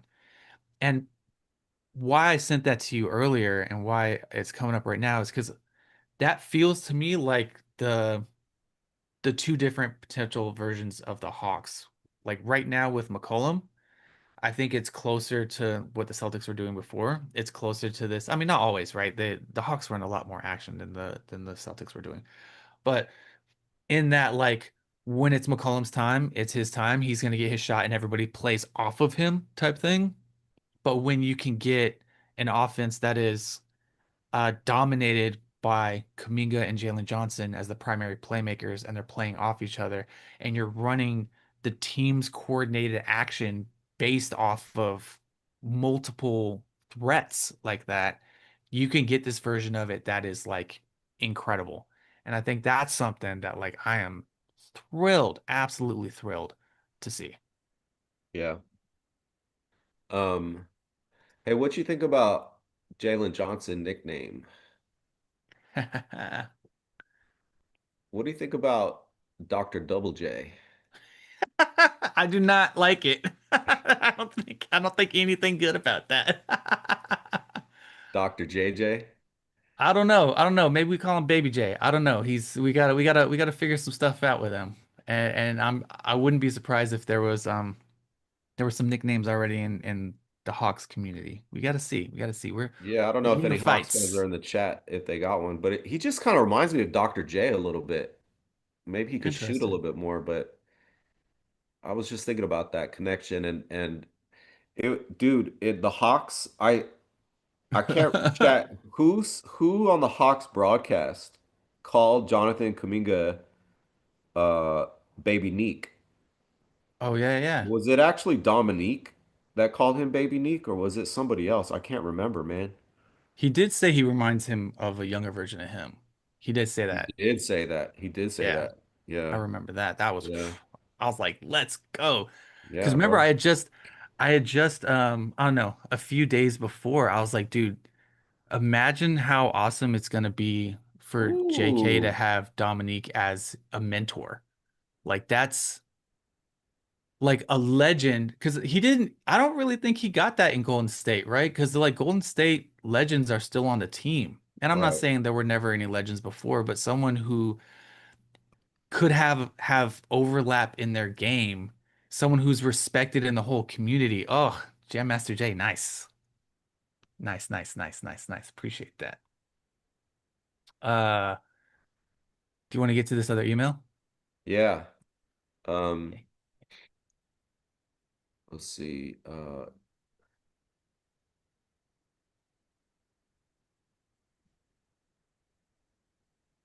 Oh man, Slam Master Jay. I'm not mad at that. I'm not mad at that. Julian Bashir. Uh, the great Julian Bashir. I got a lot of respect for Julian. Oh yeah, Um, no doubt, no doubt. he always brings the statistics, reads the game well. Um, and he puts his name on it. He puts his face and his name on it. So Exactly. that's how you None of do it. these Sven types Yeah. out here with their burner accounts just trying to agitate and talk nonsense. Uh, First, the buy-in and the IQ are immediately evident. After game one, Quinn Snyder said Kaminga is already doing the things he's been asking the Hawks players to do all season. Quote, Let's play to go. pass, but of course take your open shots. End quote. In one game, Kaminga has figured out what the majority of the Hawks players have not in one game. Kaminga has talked openly about studying film, observing, and being a student of the game. And you can see it on the floor. He's playing within the system, making the right reads, not forcing offense, even though no one plays. No plays are being run for him yet. Absolutely true. Kuminga's getting zero plays called for him yet. That's going to be, Julian, that's going to be the pecking order getting worked out that we just talked about. Yep. That leads to the next point. He's not being featured offensively, and yet his impact is obvious. Everything is organic cuts, transition pressure, passing, defensive effort, making himself available for his teammates to find him on the court, not holding the ball too long, making quick decisions. These are the exact thing Kerr and the organization claimed he couldn't do with the Warriors. The issue is Golden State was never Kaminga. It was the roster context. Kerr's system requires players who can run, pass, and finish. On the Warriors, Kaminga was often running with the lineups where he was the only real rim threat. Yep, three guards, defensive, and Kevon Looney, the Yep. Yep. defensive knew who to load up on. On the Hawks, he's running with NBA-sized athletes who can draw attention to themselves, which immediately changes spacing and decision making in transition. The coaching contrast showed up quickly. In game one, Kaminga took a contested mid-range shot while doubled. Low percentage shot on paper, but it came during a stagnant stretch where nothing else was working. With the Warriors, that's when Kerr's taking him out the game, even making a scene on the sideline with his assistant coach over it. Quinn Snyder instead calls a timeout and saw this kind of shot that is needed when no one else can score to get things going. He called the play to space the floor to Kaminga and leaned into what Kaminga does well. The very next sequence led to a clean post up and a right hand hook. That's real coaching, recognizing the both the moment and the quarter. I love that qualitative anecdote, man. That's a nice sequence, Julian. Perfect.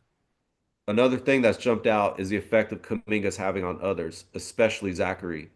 Uh, yeah, his presence 100%. has completely shifted.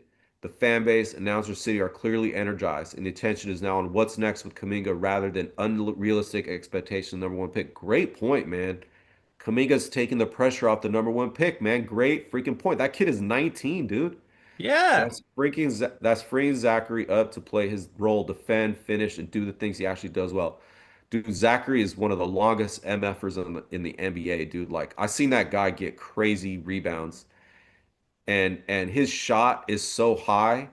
and his release is so quick. It kind of I'm not totally in on him, but I see why he got drafted. Yeah, he's still raw. Yeah, He's still raw. He has, but to the point. Look, man, I'm gonna tout my own horn. I said this to you before the game. I was like, he's gonna take pressure off of Ricochet. Like nice. having him play. In fact, I might have said it on the podcast. I don't remember if I did. Whatever. I said it. No, maybe I commented. Doesn't matter. I was like, having him go to a bench role where he can develop still is super important. And I hate, look, I get that sometimes you get a generational player as a number one draft pick, and like they're gonna come in and immediately like you get your Wemby, you get your Chet, you get your Cooper or whatever, you get these types of people who are gonna immediately impact the game, and you got to build around that. But most players still need development, and it's good to be a high draft pick, have the confidence of your coach, and be able to like come in and learn and not have the entirety of, not the entirety, I don't think he had the entirety of the team, but like a massive amount of weight of the team's success on you being perfect as a young kid who's trying to catch up to the speed of the NBA. Right, right.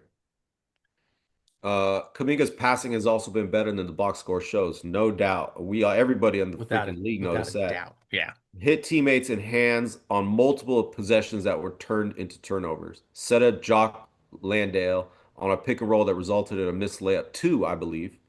Hit Crisper for an easy look, didn't go down. Pass out to two open dunk lanes to create better shots. One led to a made three, one didn't. He's sacrificing right now. Oh, this is the pecking order point. That's why I think the next step is clarity. If the Hawks establish that they're playing through Kuminga and Jalen Johnson and everyone else slots in accordingly, things could open up fast lineup wise. I like Daniels starting for his defensive passing, even with the shooting limitations. If you go Daniels, Kaminga, Jalen Johnson, you need a true catch and shoot guard, which is why CRISPR makes sense in the starting unit. Let guys like Nah come off the bench and microwave scores rather than pulling touches from the core. Work ethic is real. Quinn mentioning it matters because anyone who's watched Kuminga workouts knows the shooting and conditioning are there. Quinn Snyder did mention that, Evan, that the first week he was there, even though he was injured, Yeah. Kuminga showed up with his workouts, and I think it's going to elevate the whole Hawks because the The whole Hawks have team. not Yeah. been around 100%. a guy that works out at Steph Curry levels, right? Like that is going to change things. Remember when in the Olympics, Kobe Bryant Kobe. had that effect on LeBron and Melo and all those guys because of his workouts. They're like, damn, this is the Yeah. kind of workouts it They're like, takes. oh, that's what it takes? Okay. Yep. Yeah. I wonder if Kaminga 100%. is going to have that effect, dude. He's still some of the vertical to gain back and some stamina. Yeah, I did see Kaminga get tired in the In the second second Hawks game. game. He Yeah. got tired and he made a boneheaded play. I remember that. He got a little fatigued. Anyways, great email, Julian.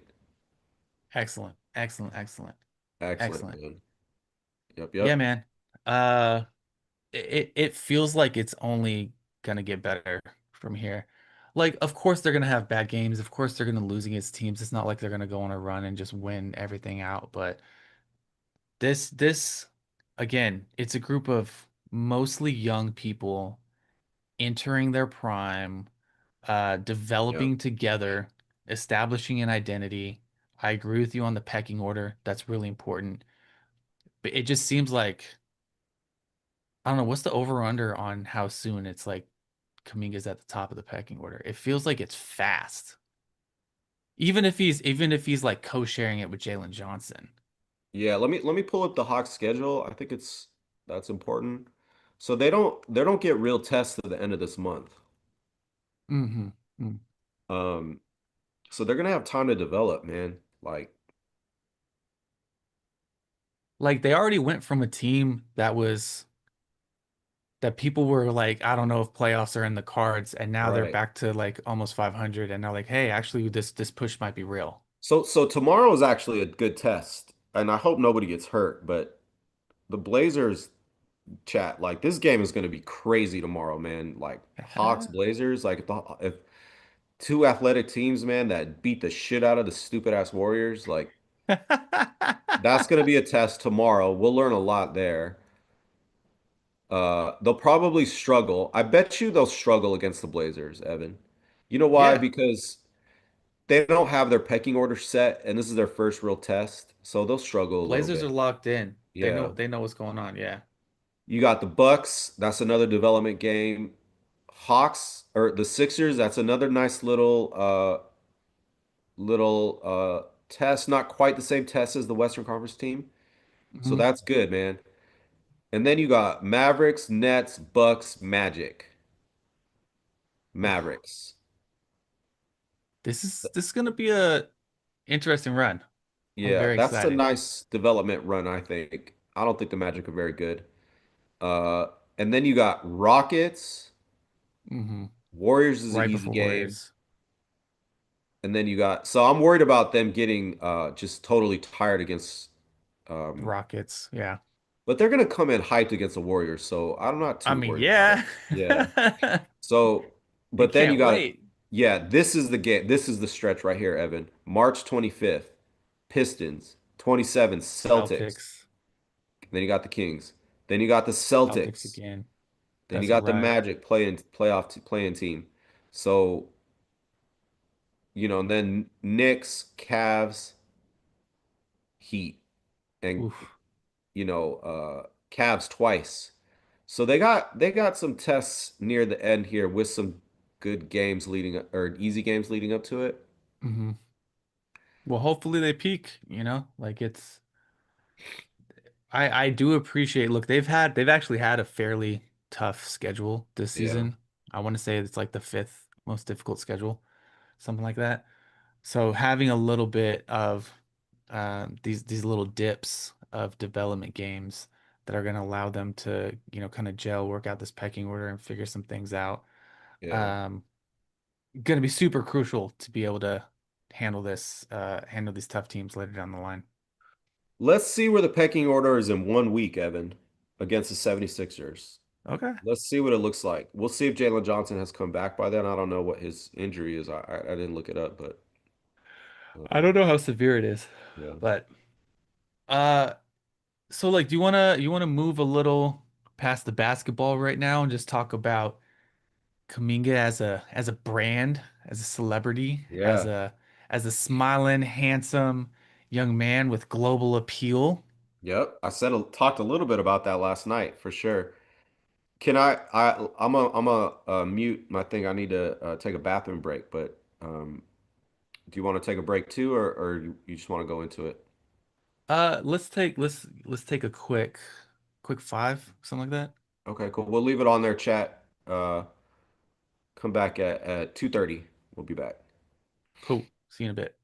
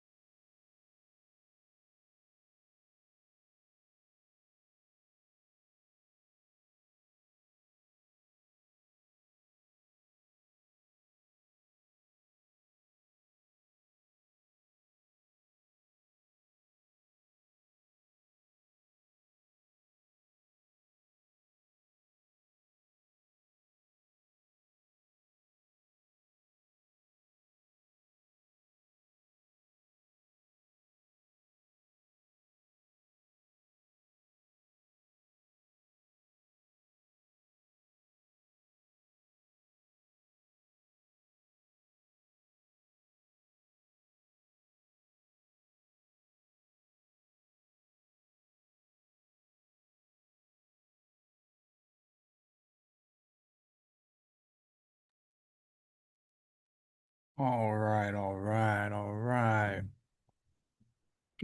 Well, I'm jumping back in while we wait for Armando,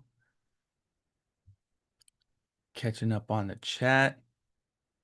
Still have another email or so to get into, but we'll we'll finish up some Kaminga on the Hawks talk.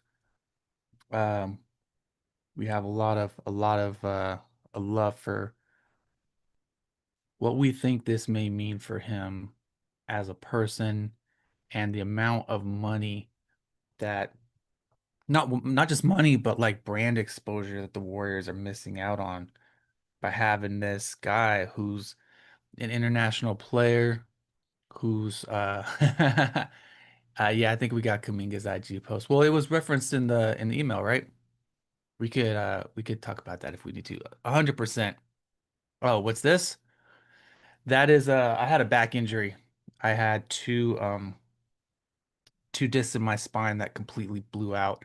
So that's a Bosu ball. I still have to use that every now and then to keep it to practice my stability. It's part of my lifelong ongoing physical therapy. So that's what that is. And I have a variety of exercises that I do consistently for that. But anyway, back to Jonathan Kaminga. Warriors fumbled the bag on him in so many ways. Um not just because of basketball reasons, but Kaminga as being attractive to a global brand of people. Um Being somebody who could end up with a great sponsorship deal, somebody who could get, as this league continues to be pushing for international eyes on it, could bring in money, could bring in eyes, could bring in exposure, could do a lot of things. Like Kuminga's got huge potential to be this guy. You want to get into that? Yeah, I spoke a little bit about it just seems like the Warriors are very tied in with this Pacific Rim thing. China, Mm-hmm. um, Silicon Valley, this growing the brand from Asia would be my thing. And it just struck me as a little narrow-minded because there are a lot of people with money in Africa, and Yeah, there are a lot of educated people in Africa, and it's a diaspora. I'm just talking about the modern version of it. There's a lot of young professional Africans that live in these cities, global all over the cities, world. all over the world. Yeah, in the biggest, most fashionable and commercially, um, like economically viable Right. cities. Paris, London, Berlin, New York City, and as you guys know, like we have always seen Jonathan Kaminga's fashion thing, but I've said this on the Cyrus show, but the Warriors don't know cool. The Warriors are corny. True. Steph Curry's corny, and Klay Thompson was corny, and Jimmy Butler was cool. But I remember there was a moment.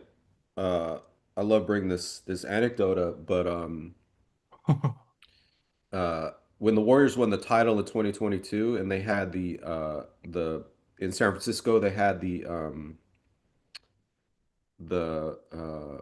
whatchamacallit, the celebration afterwards. Parade, yeah. Yeah, and they brought the team up to do the introduce them, and have the owner speak and and Myers.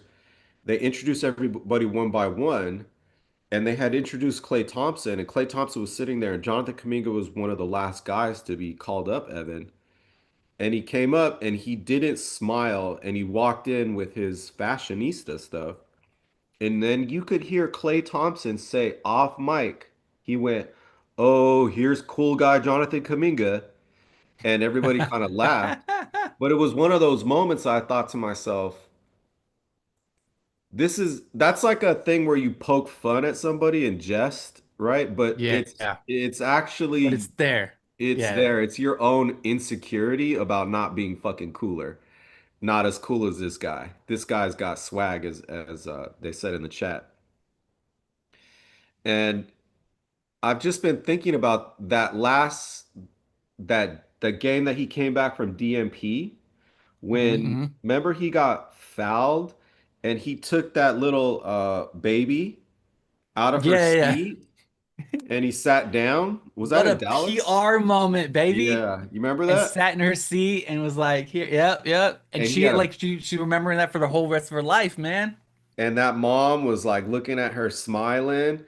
And I remember we spoke on it and people in the chat were saying, "Oh, I think Joe Lacob's burner emailed me and said he saw that too, and that's a big moment. And I have always thought this guy has the potential to be a media darling. That if he 100%. had been in Boston, if he had been in New York, Philly, Philly, like the media would have just embraced him. But he's been stuck over here where there's no national presence, media presence.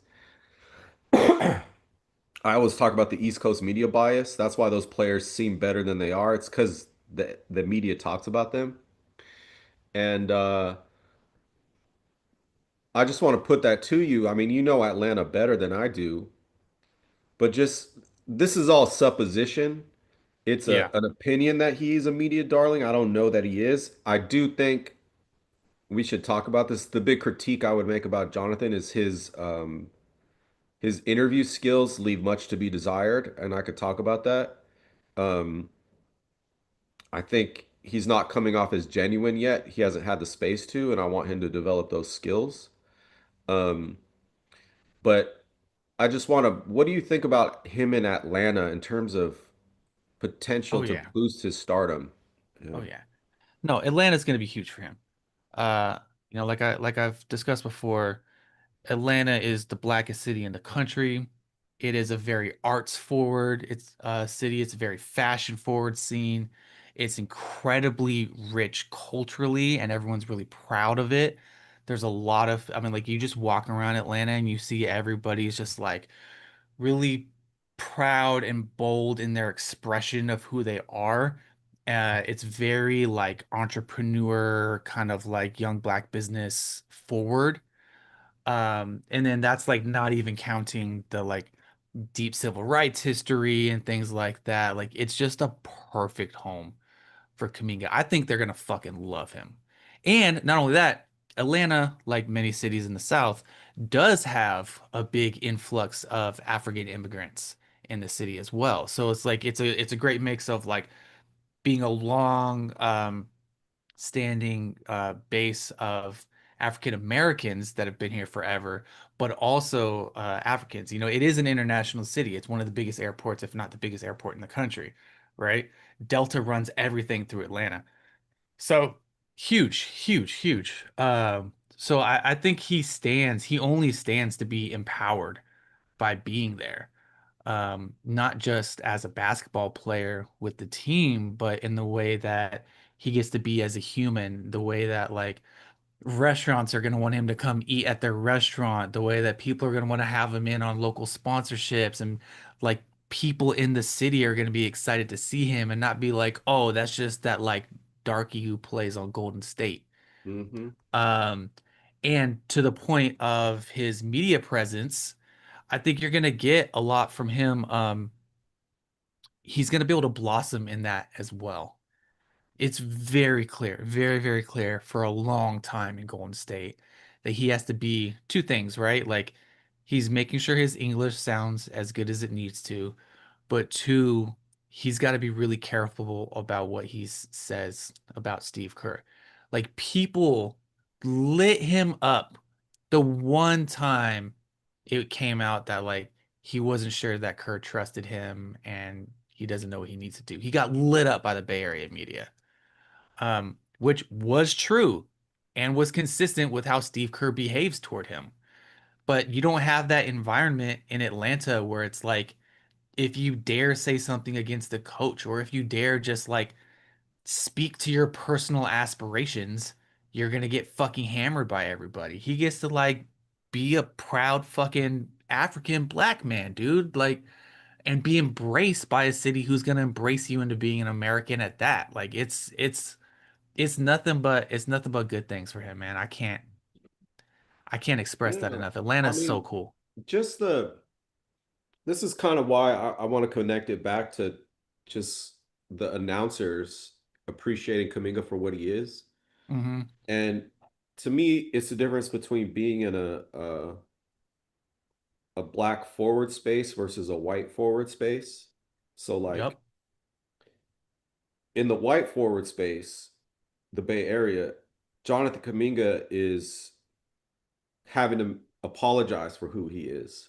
He's having to prove himself. Like he starts from a deficit, right, Evan? Like Yeah. we suspect you might not be very smart. We're literally going to talk about how your frontal lobe cortex is not developed on Ugh. live Warriors media. That Fitz and Directly open. Azabuki said his frontal lobe cortex is still developing. They literally said that. Um, talk about how anything he does is not basketball focused. He's not a focused player. That Yeah. he has to prove himself. He's guilty until proven innocent in the white forward space. That's a great way to put it. It's 100% true. And Every action he takes has to be justified in terms of like how does this facilitate your servitude to the Warriors? yep. And in contrast to Pods thrives in the white forward space, right? Everything he does, he's a made man till proven guilty, right? Like He's what's out it here gonna doing cartwheels, looking like a buffoon on the Valkyries sideline, with his hair flopping up and down, right? being like, oh, talking shit to the WNBA players, and everyone's like, oh, look at that guy. He's so cute. Like, look at this. Right. Such a great fan. And so now being in a black forward space, young, talented, and black, and to be in a community that is going to appreciate you for what you are, you don't have to uh, prove yourself triple, quadruple. You are just who you are, the talent, and it's exactly young, gifted, and black, and a space that gives out rewards for that. If you're not talented and gifted, you won't get it. Yeah, But he is young, talented, and he'll get it there. That's and I just want to see him embrace that that reward system, I guess is what I'm trying to say. Yeah. yeah. No, I'm with you. Fully with you on that. Fully with you on that. I said yesterday that it probably will take one playoff run where he's a big part of it before Kaminga gets offered an international shoe contract sponsorship. And because of that global reach. And we thought maybe Adidas, just because Adidas has such a standing with soccer and in Africa. Yeah. And so we thought maybe that would be someone that would look at him. And to me, it's such a contrast to you know, Under Armour, Steph Curry, right wing Under Armour. dude, it's such a contrast to Steph Curry talking to Anta. Like, why would Nike sign a 39-year-old player on a loser ass team that's going to be losing for a while? Like, it don't he Steph Curry don't gotta like that. Steph Curry's not cool. He is corny. And um uh Steph's cool to kids. Like his sneakers sell well with kids, but to the point, nobody that's into like sneakers as fashion or as culture think the Currys are anything but ugly. Nobody thinks that Steph sells that like cool lifestyle. And I say this as a Steph fan. Like this isn't to act like you can't be a Steph fan, but that's just not that's just not the way he's received in any sort of like black culture, pop culture, anything cool. That's not his vibe. I'm not saying like he doesn't get some love. He had the movie that just came out and all that stuff, but it's a it's a different thing. It's a different thing than what you're talking about for sure.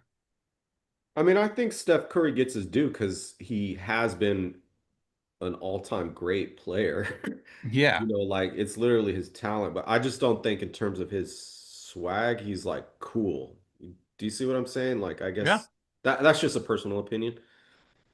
No, I get where you're coming from. It's a different, Yeah. it's the I guess, you get occasional moments of like him hanging with the Obamas or something like that. And there's, you know what it is? You know what it is? Here's what it is. There's a conversation about black excellence that Tell me more. there's criticism of the black excellence conversation that that can frame the way that black excellence is portrayed in society right now as being simultaneously black capitalists, like participating appropriately with capitalism, and also in agreement with the white power structure. Like not directly challenging it, but also like not fully embracing it. And that being a different conversation in the way that it's black excellence has been kind of adopted into the larger conversation, into the society, versus black radicalism or Pan-Africanism or other forms, like Black Power, Black and Proud, other forms of black expression and black pride that have been more challenging of white power structures. And I think like the way I would categorize Steph Curry is he fits really well into that approved black excellence category that like yeah, like black folks can look at him and be like, yeah, he's out here getting his money. He excels at his job. He's doing his whole thing, all that. But that's a different conversation when he's also getting the approval of white America versus some black figures who have seen critique from white America for their success, for being proud about who they are, etc. Yeah. It's interesting. Yeah. I think Curry, yeah, it's interesting to see the arc of his career, you know. hmm Um, and I'm curious to know where he'll land in the next 3 years. Like, is he gonna go the Tim Duncan route where nobody gives a shit about him and nobody cares? Or is he gonna go the Kobe route where shoes are still selling after he's long gone? Evan, like, what's the staying power after retirement? Oh, I That's what don't I'm think his curious shoes about. sell. I mean, Well, just at his, all when his he's gone. brand, I guess. Yeah, yeah. Yeah. Maybe. I mean, it was interesting because when he diversified in the Curry brand, right? And it kind of looked like he was already prepping for the beginning of the end with Under Armour. His idea was gonna be to pick up other athletes under under the Curry brand and build what could have been this kind of like Kobe forward Mhm. legacy with his sports apparel. But that kind of tapered out fast, right? Like he got what De'Aaron Fox, and that's kind of it. So I wonder how much this Nike or this shoe free agency deal is about that, trying to figure out what that looks like going forward, and genuine and more generally trying to figure out what his place is in the culture going forward. Somebody had a good idea in the chat that he's gonna play PGA. His brand is gonna be golf moving forward. I could see that working for him. Could see that. I could also see his wife, and I don't mean this shady. I just could see his wife being more popular than him in retirement. Oh, totally. I Yeah. could fully see her. I mean, like she's already kind of tracking her way up into that Meghan Markle path and like I don't mean this in a derogatory way, but like, the Real Housewives where they all like they're on the show, they do the reality show, and then next thing you know, they have their own spin-off show or they have their own business or they have their own thing, and now they've transcended beyond being, a Real Housewife of Beverly Hills or of Atlanta or whatever like that. And now that's just like the thing that people first knew them as, but now they're their own brand. I can fully see that Yeah, with the I don't think it would. cookbooks, with the shows, Right. whatever. It wouldn't take much actually for her to get a reality TV show. Like, because they're already setting it up last summer. Like, remember there was all the whole like she doesn't appreciate her man and does Steph Yeah. Curry deserve this uppity woman type thing. But Uh-huh. and then it's like, oh, they're gonna get a divorce. But actually, to me, that was just a marketing ploy. Like her creating that distance from him is her getting some of the women empowerment, like follow me on my own accord, like buy my makeup, buy my books, watch my TV show. Like it's about elevating her brand, which I could totally see working. Yeah, And like, completely. you know, they can make money that way. Like, just look at like Jessica Alba's like makeup product line. Like she makes more money doing that than movies. You know what I'm Oh, saying? her Like, her Honest brand that does like food and supplements or whatever it is, like yeah, that's made her so much more money than her acting. right.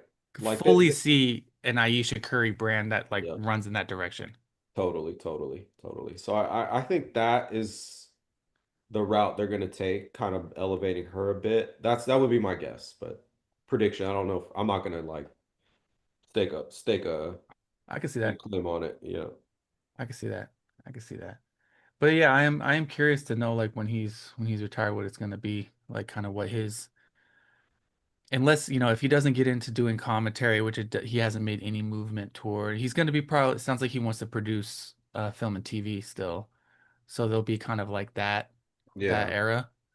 But curious to see, man. So Curious. last thing I wanted to touch with you, Evan, was the local Bay Area media's reaction to Jonathan Kaminga's first game. Yes, sir. Back to the race war.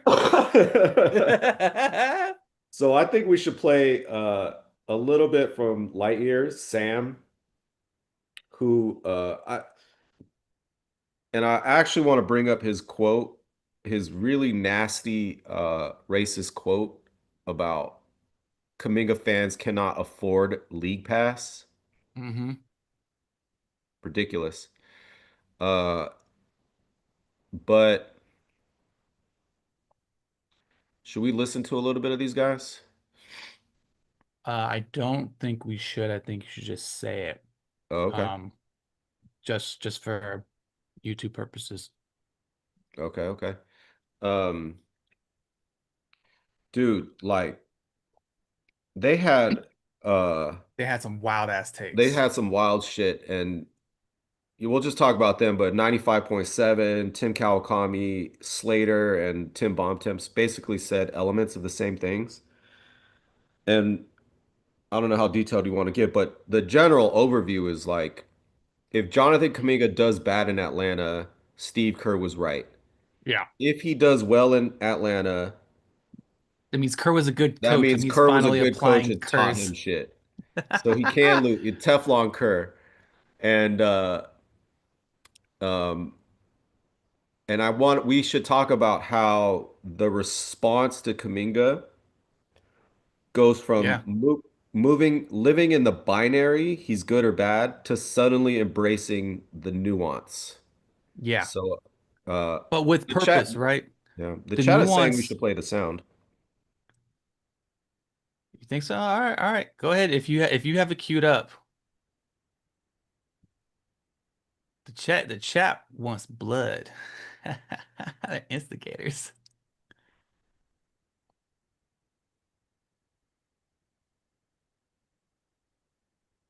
No, we don't. Oh, In the that's spots he wants to operate. Is he comfortable moving off ball? None of that matters right now. He got the runway he wanted. He looked excellent. You saw all the skills. You saw all the things that had people wondering, why isn't he playing? What is going on here? And I don't know. It's a good debut. Do you have buyer's remorse? Or sorry, Seller's remorse. Seller's remorse. Sorry, not buyer's regret would be the way. Seller's remorse on No. trading him, or where's your head at with that thing? Because I have two thoughts. I have the basketball thoughts, and then I have a more pointed opinion at people in media, which I'll say for later. Oh, this. No, I don't have seller's remorse because the situation was too far gone. Despite the obvious talent, and I don't think either one of us have ever had bones about like an issue with Kaminga's talent level. This is not a James Wiseman situation where Pause it. he is very obvious- Pause it. I told you, by the way, that everybody was going to start walking back their critique about Jonathan Yep. Kuminga. Everyone's now suddenly, oh yeah, actually, we never said he wasn't talented. We never said he didn't have all the skills. We never said this. Like you've already seen Kawakami do that in his tweet. I never said anything bad about Kuminga. We talked about this last time. Um, this this whole process of we're gonna get more into this in a bit, but like the way it's like walking back comments and then trying to negotiate with it, and then whatever the next step's gonna be, where the end game of this is like actually I was a believer in Kaminga all along, and we're really happy for him and all that, and it's gonna be complete revisionist history. We're seeing that process begin to unfold. Sorry, Yep. please continue, but that's No, got to get out there.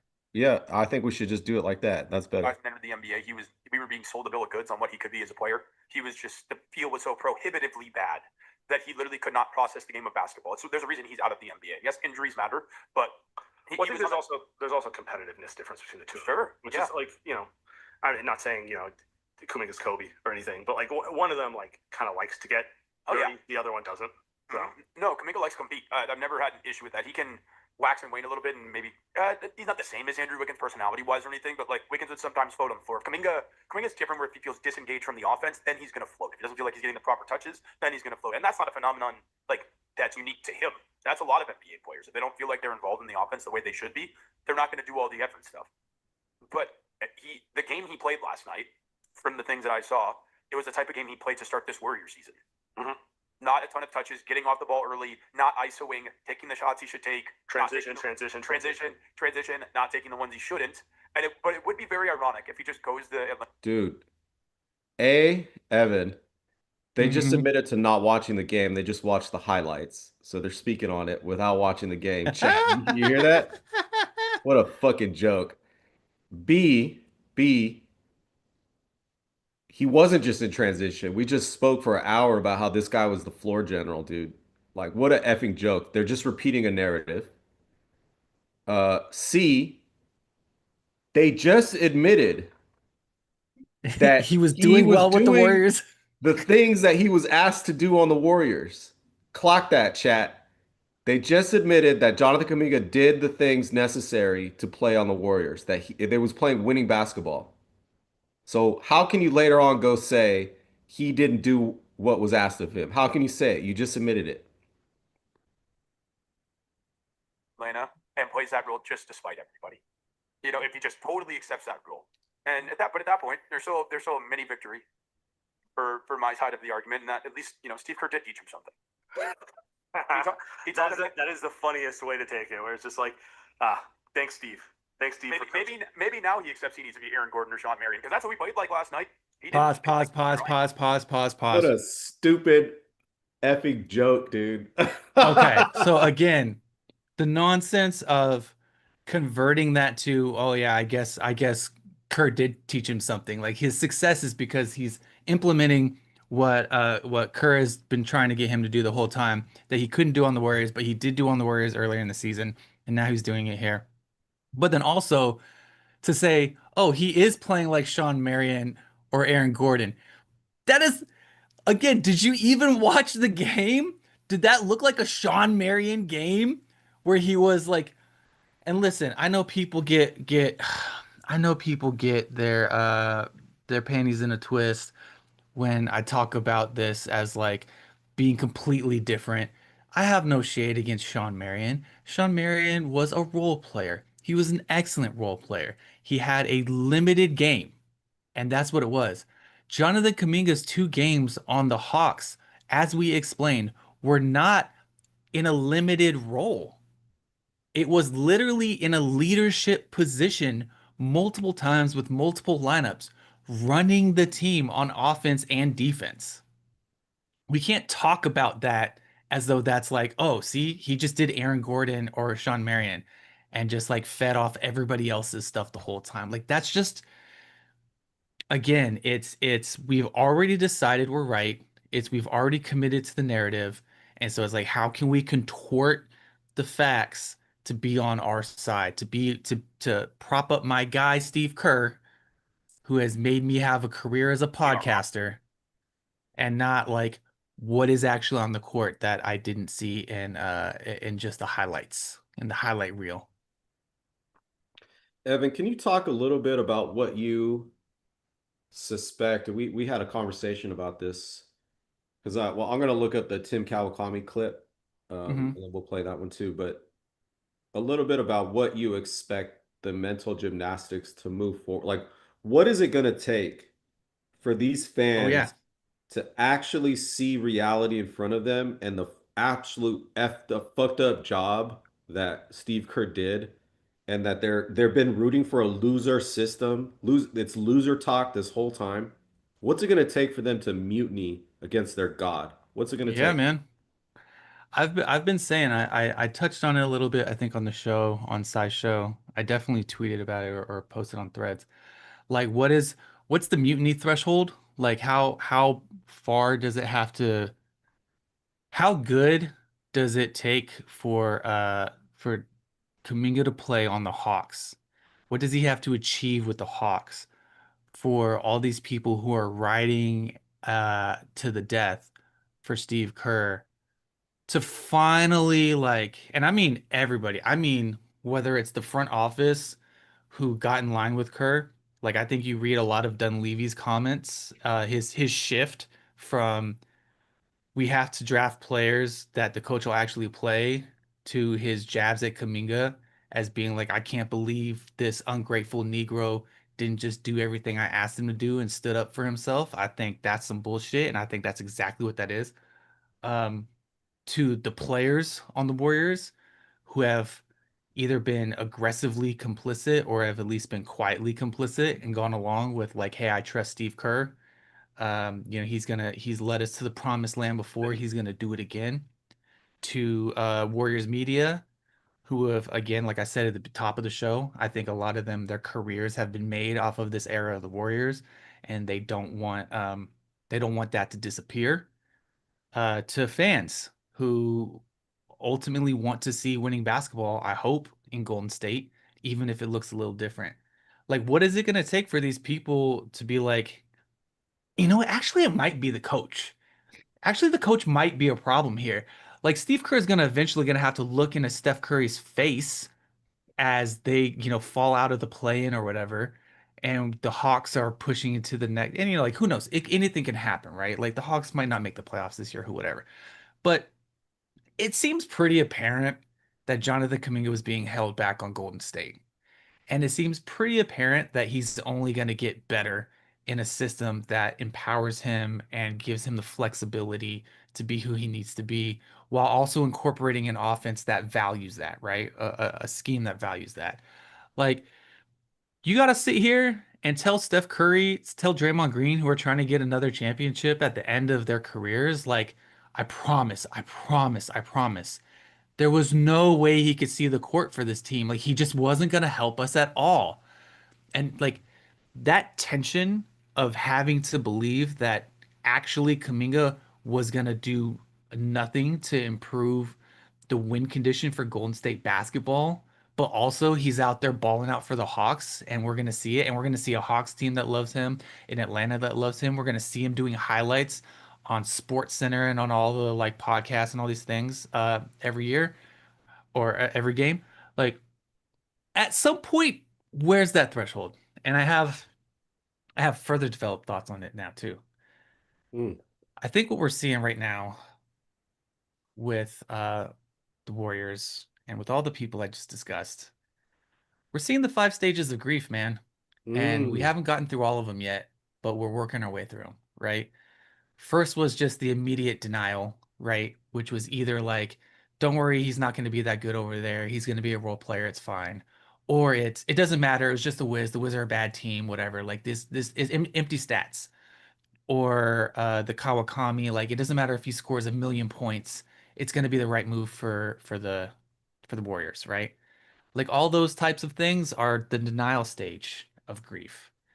And then, you move on to anger and you get that like, look, I just need you to know that I'm sick of talking about Kaminga. Can we just move on and just Yeah, talk about Warrior stuff, right? yeah, Like Kaminga fans are insufferable. Don't you get sick of this? This is irrelevant conversation now. Like let's just get over it. That's anger. That's the anger stage of grief. And nice, then Evan. then we get bargaining. And what's the bargaining? Yeah, it might work out over there, but it works out because Kerr was a good coach. Like, look at this. Like they're negotiating with it to be like, actually, I'm still right. My guy was still right. This thing that I believe in is still right. Even if even if what I'm seeing is a direct contrast to that. And then what's next? Depression and acceptance. And we're going to see both of those things from all these people coming forward. Yep. And I want you to keep your eye out for it. And I want you to keep your eye out for the other three stages as people bounce back and forth between them and they try to bargain with, well, no, it just means this. And that actually means my people are still good. And, like that thing kind of matters, but it doesn't really matter in the way you think it matters. And this, and that. Watch all of that happen. It's lunacy. And the frustrating part about it is how quickly in the bargaining phase, in the anger phase, and in the denial phase, people retreat to racist stereotypes about IQ, about work ethic, about whether he got along as a personality within everybody. Even I think a lot of the fit conversation has like subliminal racial tones to it, and that shit is fucking infuriating. That is brought Um, to you by University of California, Berkeley. No, I'm kidding. I'm kidding. That's just me. That's just me. That's just me. all right, Five let's. five stages of grief. Yeah, and I said this over the summer that basically Warriors fans right now are going through what I went through 4 years ago Yeah. when they I played watched it Anthony happen. Lamb. You were there, and I was telling you, dude, Steve Kerr's trash, bro. And you were like, nah, nah, let's see. And I was behind you on the like, curve. dude, and I was like, dude, this team is toast, man. They're not doing what it takes to win, like embrace the youth and develop a system. And the coach don't got it, man. He doesn't understand winning basketball in post 2022 NBA. And I think the whole fan base is actually finally starting to face that reality now. And it's like that's why I've actually been enjoying this season. I've been enjoying watching this ship go down because it's like easy to see coming, easy to see Yeah. coming. Anyway, should we play this Kawakami or should we just move on? Do you think it's gonna add something out? I kind of want to just get him on the record because I want to track this because you made a prediction that Yeah, soon you're right. Kawakami is going to say, "Oh, I never said Jonathan Kuminga was a bad player," like or something like that. You know, Yeah, yeah. I think we're gonna see what a we're joke. we're gonna see I think several people, but we're definitely gonna see Kawakami who has to maintain much more like perceived neutrality, be Right. acting like he was kind of in Kaminga's core all along. This is why everybody relies on fit because fit is the way to try to rationalize it as like, oh, I wasn't actually talking shit about Kaminga. I didn't actually just like share opinions that he's a career backup player and all my insider GMs out here told me that like he's not really going to amount to anything and I report that uncritically. They got to look like they're on the right side of things and they weren't wrong. People aren't just willing to say like, yeah, I was wrong about Kaminga. It turns out he's a lot better than I thought he was. They can't say that. Yeah. Oh, my favorite thing that Sam was saying, he was trying to sound smart.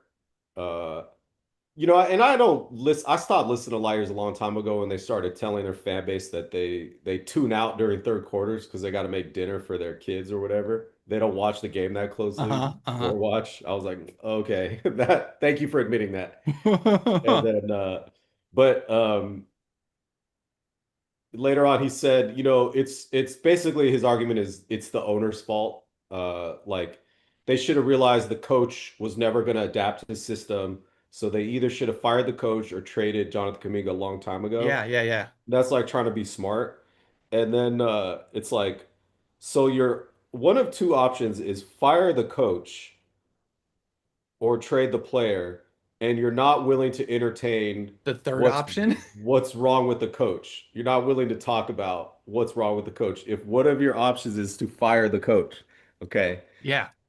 All right. But it's okay. Well, it's a few things. It's fire the coach, but like only up to the understanding that firing the coach just means you believe in Jonathan Kaminga. Not that the coach is doing anything wrong, but just that like you are preferring the Kaminga path. But not again, not entertaining the third option, which is like Kerr just incorporating Kaminga. Like he's changed the offense, he changed the offense for Jimmy Butler. And again, this is all besides the point because Kaminga's shown multiple times that he fits within the Warriors offense. He fits next to Steph Curry. That's besides the point. But he has been willing to change the offense for Jimmy Butler, who basically just gets the last 6 to 8 seconds on the clock to ISO while everybody stands on the other side of the court. And he's also done it. He did it last night or the other night for Al Horford when he decided, hey, we're going to run four people outside the three-point line and just run Horford inside and let him get position and we'll run action off of that. That's not something the Warriors were doing before, but they're like, oh, this is how Horford's going to get his points and be able to be effective on offense, and it's not going to have him running around setting screens because he has no fucking legs. So he changed the offense for him. So you know he has the ability to do so and just chooses not to do so. Yeah, ridiculous. Um, yeah, so let's play this Kawakami right here. Yeah, yeah, yeah. Uh, let me know if you can hear it, Evan.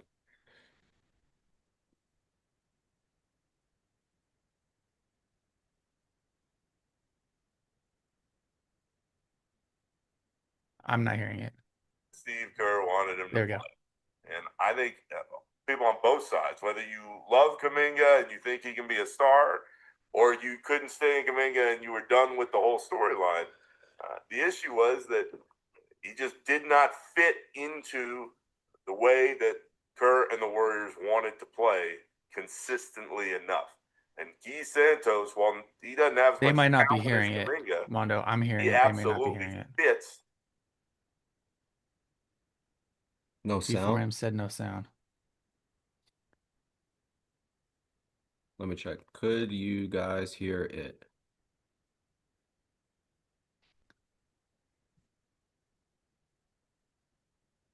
Oh, it sounds like maybe. Yeah, yeah. Okay, okay. Go ahead. Keep it rolling. Little time delay. The system. And I thought what you said, whether Steph's out there or not, in a better fashion than Kaminga did, at least at the end. Yeah, it's the end. I don't want people to go crazy about this. It isn't picking Guy Santos over Jonathan Kaminga for their careers or from the moment they were, drafted. Not one is undrafted. I'm saying, and you and I are both saying, it's at the end when when it really came down to it. Now, Kaminga's contractual situation was a big part of this too.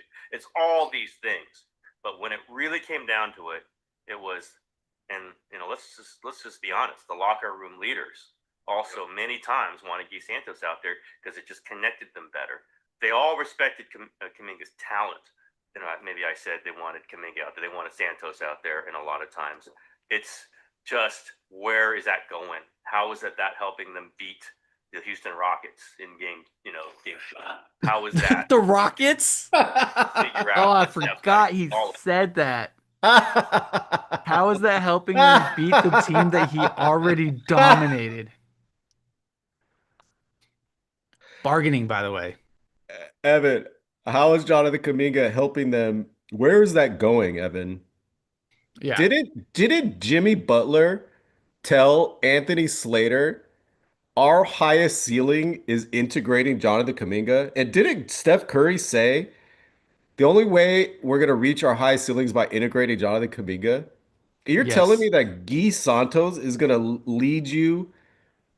I mean, what's so stupid about that discussion he was having uh about Guy Santos versus um Kaminga, what's so asinine about it is they're so locked into the Steve Kerr mentality that they can't even fathom that Playing them maybe together. those two players should have been playing together instead of 3-4 guards. Like they're so locked into like 3-4 guards on the court and only one power forward is like 2026 basketball.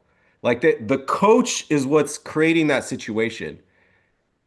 They have had the wings on this roster. Moses Moody and Jonathan Kuminga played 2 plays together all season with the 3 best players on the team. They never even tried it. They never even tried to play their best lineup. They just said maybe there's no spacing and it won't work. It just won't work. Yeah. So the idea that you could not have a wing at shooting guard, small forward, and power forward at all times on this roster is never even explored. It's a effing joke. So Yeah. let's continue here. That was good. I forgot about that. Oh, that one was a winner right there. Where's that taking you? Shut up. Over here, you got to figure out 2 passes that gets him the ball over there instead of the ball stopping. Now let's give Kaminga credit. Hell of a game. I didn't watch. I just saw the highlight. I didn't watch. There's no question about how he's going to fit with Jalen Johnson in Atlanta. You know, both ball dominant, very athletic forwards. Now, listen, it's great to have very athletic forwards who can put the ball in the basket. Maybe it will fit together, but Jalen Johnson goes out. Kaminga comes in and scores, what, 26, I think? 26 and 27. 27 in 24 minutes. 27 and 24, yeah. Yeah, I think 3 for 4 from 3. Yeah. He had rebounds. Obviously was running the floor. The guy's got talent. There's no question about that. He can put the ball in the basket. And it would be great if he fulfills himself. He sees this, you know, he can see where he needs to go. It's not this question mark. Am I doing it right? Is Kerr liking this? I don't know if that's going to happen in Atlanta. We'll see. But credit to him. It's not happening right now, Tim. Yeah, he can just go out and play. Yeah, absolutely. And maybe Jalen Johnson's out for a while. And that was part of the frustration with the Warriors, too. I'll tell you that. Is like, okay, right when they thought, okay, we're going to need you, Jimmy Butler is out. He plays one game, then hurts his knee, and that's it. And maybe he really wanted to come back, and maybe he really didn't. I don't know. Don't aggregate me. But it was something that it wasn't going to happen here. Maybe it'll happen in Atlanta. We'll see. And if people come out why? saying, Why didn't it happen there? Better than John Kaminga, that is. What's that? Again, like when you have the conversation of like why things may or may not work out in Golden State, maybe not have worked out in Golden State, and you don't actually interrogate why, you just assume it didn't work out and it's because of Kuminga. And you don't do the thing we're talking about where you look at the lineups where you're like, did you actually play him with the best players on the team? Did you ever run a lineup of the best players on the team? The thing that you're saying in this moment might be successful for the Hawks. And then, but you're unwilling to even entertain that as a possibility for the Warriors, man. It's crazy. It's crazy.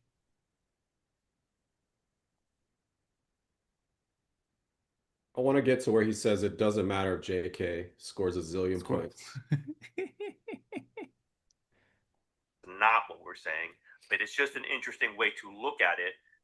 I might even say Moses Moody was really the one, because they're going to play Moses Moody, right? They're going to play him. Sometimes he's very good. Sometimes he's not so good. Most of the time he's right there in the middle, shooting the 3 at a much better rate these days and staying in front of defense and not needing the ball in his hands. That might have been the long-term issue with what you're going to do with Kaminga, because Moody was just going to get some of those. Again, play them together. You're locked into the Steve Kerr mindset. If you had Moses Moody as shooting guard and Jonathan Kuminga as small forward with the 3 best players, you are winning a lot of games and it's not requiring fatigue and nobody's getting hurt. Again, your defense is excellent. Yes. Again, many, many different things, but just seeing it play out, seeing what fits, seeing what works on the court, in the huddle, in the locker room. Not that Kuminga was ever a problem, but where this goes, it's Guy Santos. At least he said that he wasn't a locker room problem. For what they need, wherever it's going to take him. Now they need Porzingis, the guy they got for Kaminga, to be really good, and they need him on the team next year, or they need to be able to trade him for something. I don't. Again, we're saying we don't know if that's going to happen, but it was somebody who was not going to play for the Warriors anymore. And if he gets 30 points for the next 20 games for Atlanta, it still doesn't mean that the Warriors, are going to regret this. Maybe they regret it long term. They're not regretting the move now because he won't play for the Warriors. That is. There it is. Even that, He's on record.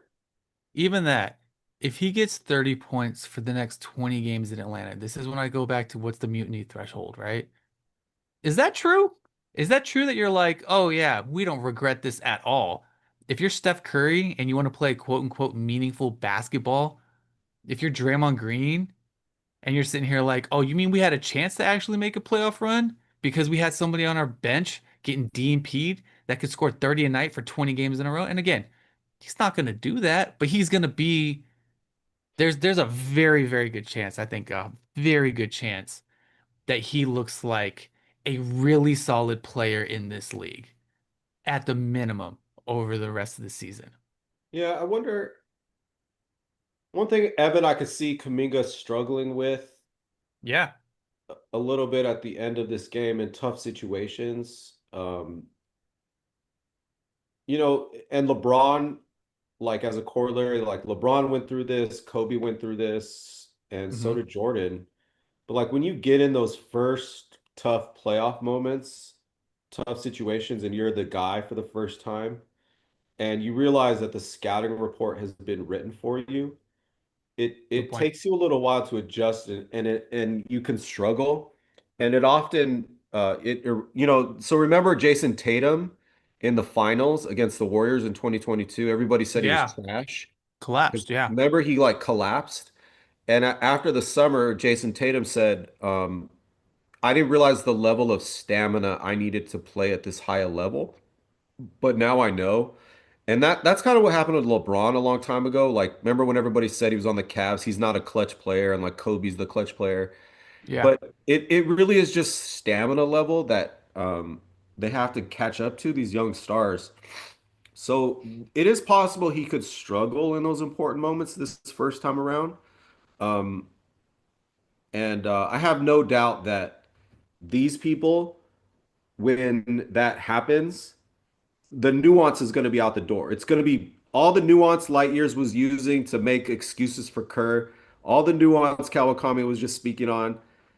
It's going to be out the door, and it's going to be, see, he Yeah. It's sucks. gonna go He right back sucks. to that. Yeah, Yep. yeah. Gonna go right back to binary. Told you. Told you he's bad. Told you. 100%. Like, so watch this path, right? Again, they've already set it up so Steve Kerr wins no matter what. Yeah. So their team is right no matter what. If Kaminga does well, it's because oh, I remember I said this to you in in a text. I was like, it's so like battered wife syndrome. It's like, yeah, Yeah. he treated him like shit because he loves him. That's why he Mhm. beat his ass. That's why he abused him. It's because he actually loves him and he wants him to thrive when he Yeah. finally escapes. It's such trash. Yeah, dude. And then of course if Kaminga does poorly, it's like Kerr was right the whole time. He was useless. He wasn't gonna help the Warriors, and this is all a good trade. So like, if you set it up so you win no matter what, then you're not looking at this in any kind of reasonably fair, remotely objective way. Like, listen, if Kuminga's a bust in Atlanta, and it turns out like he's streaky, he has 2 good games to like 10 bad games. I'm gonna have to admit to that. I'm just gonna like that's just what it is on the floor. I'm gonna have to be like, yeah, Kuminga's not the player I thought he was. He's shown he can't be consistently good. And that's okay. That's okay. But I think even given the evidence that exists now, with the context, with the situations he's been put in, with how many times he's been asked to perform when he's been cold and been DNP'd or come right out of injury or whatever it is, and just performed, when you miss an entire playoff series and then you don't come in until your superstar is is injured, and then you're now the focus of the offense and you could dominate in Minnesota with a hobbled Warriors team that you're trying to carry. Like, yeah, I think he's shown that he's gonna be that guy.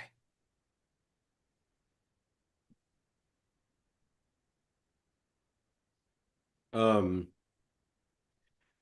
okay, we should wrap it up. I wanted to give one thing. I think people should. I said to look at Kaminga and CJ's relationship and the pecking order. One thing I wanted Yeah, people to focus in on as they watch the Hawks this next week is I really think where the Hawks are weakest and where they're struggling is those two centers they play, Okonwu good and point. Jock Landale. I think those are not NBA winning level players. Like they do some things good. The shooting is good. Yeah, But I don't necessarily know they're going to be making those wide open shots when the game matters in the heat of the moment. And they're both a little weak and small. And they don't play big with the chest. They get moved off. They get moved off their they get position bullied. quite a bit. Okongwu looks like he don't got a muscle in his whole body. It just looks like pure baby fat. And Jock Landale, like you've been pointing out his tight hips. But yeah, I do think that's a position that will be upgraded. That's good. What's going to keep them from? I'm not quite sure. I don't want to make a prediction on them. Um, I can't quite make a prediction that they're going to make the second round or whatever, because I just see that position getting exploited a little bit. Like especially if they face the Pistons, you know what I'm Yeah. saying? So uh, just that size, they don't have really that strength down there. So I want to keep an eye on that moving forward. So here's the minor retort to that. Who's the center in the East that you think that they got to deal with that's gonna really exploit that? I Well, mean, look, like I on know the it doesn't have to be a center. I think would you deal with just defensive issues in general, but is there somebody that you think that makes them feel substantially different from the other competitors in the East in that way? yeah, like the centers on the Pistons and the centers on the Celtics have size and strength, and I think it's going to be a problem. And they're athletes, so they can step out and guard the three-point Especially, line. yeah, So I'll I say think, Celts. Yeah, yeah, those are the guys teams are looking at the top. I'm not saying they can't beat those teams, but sure, it's not a traditional center thing. It's not like Embiid or whatever. It's those guys have strength and size and athleticism over them. Yeah. for sure, for sure, for sure. Fair enough. Yeah, I'd say yeah, look for that. Look to see how this pecking order gets worked out, and especially when Jalen Johnson's back, we haven't really seen Kuminga and Jalen play any kind of meaningful minutes together. I don't remember if they did at all before he got injured. I think he filled in for Jalen after Jalen got injured. But so, that's stuff to look forward to. But again, I think Kuminga's position on the team, just as a person, as a talent, as a conductor is so far showing like it's elevating all the other young guys and they're on board for it. So I'm hoping this works out smoother rather than it being like a rough patch. Hey, Terry Appreciate you, Andrew. Clark, you look like you might be new here, and I just want to point out Okongwu is a million times better than anybody the Warriors have. The Warriors are trash, and the Hawks have a big, big shot. I am rooting for them. So you just got to catch up on where we've been with this. This is just something to look at. I do think that position could be upgraded. Um, so we'll If we're see. We'll talking see. about deep playoff run winning hmm basketball, yeah, I agree. hmm Yeah, the Warriors ain't winning shit, dude. I ain't nobody thinking that over here, dude. Yeah, that's right. Draymond Green is 6'6" center. Okay. All right, Evan. Thank you, man. Appreciate Hey, it. appreciate all you guys. Glad we had a fun talk. More to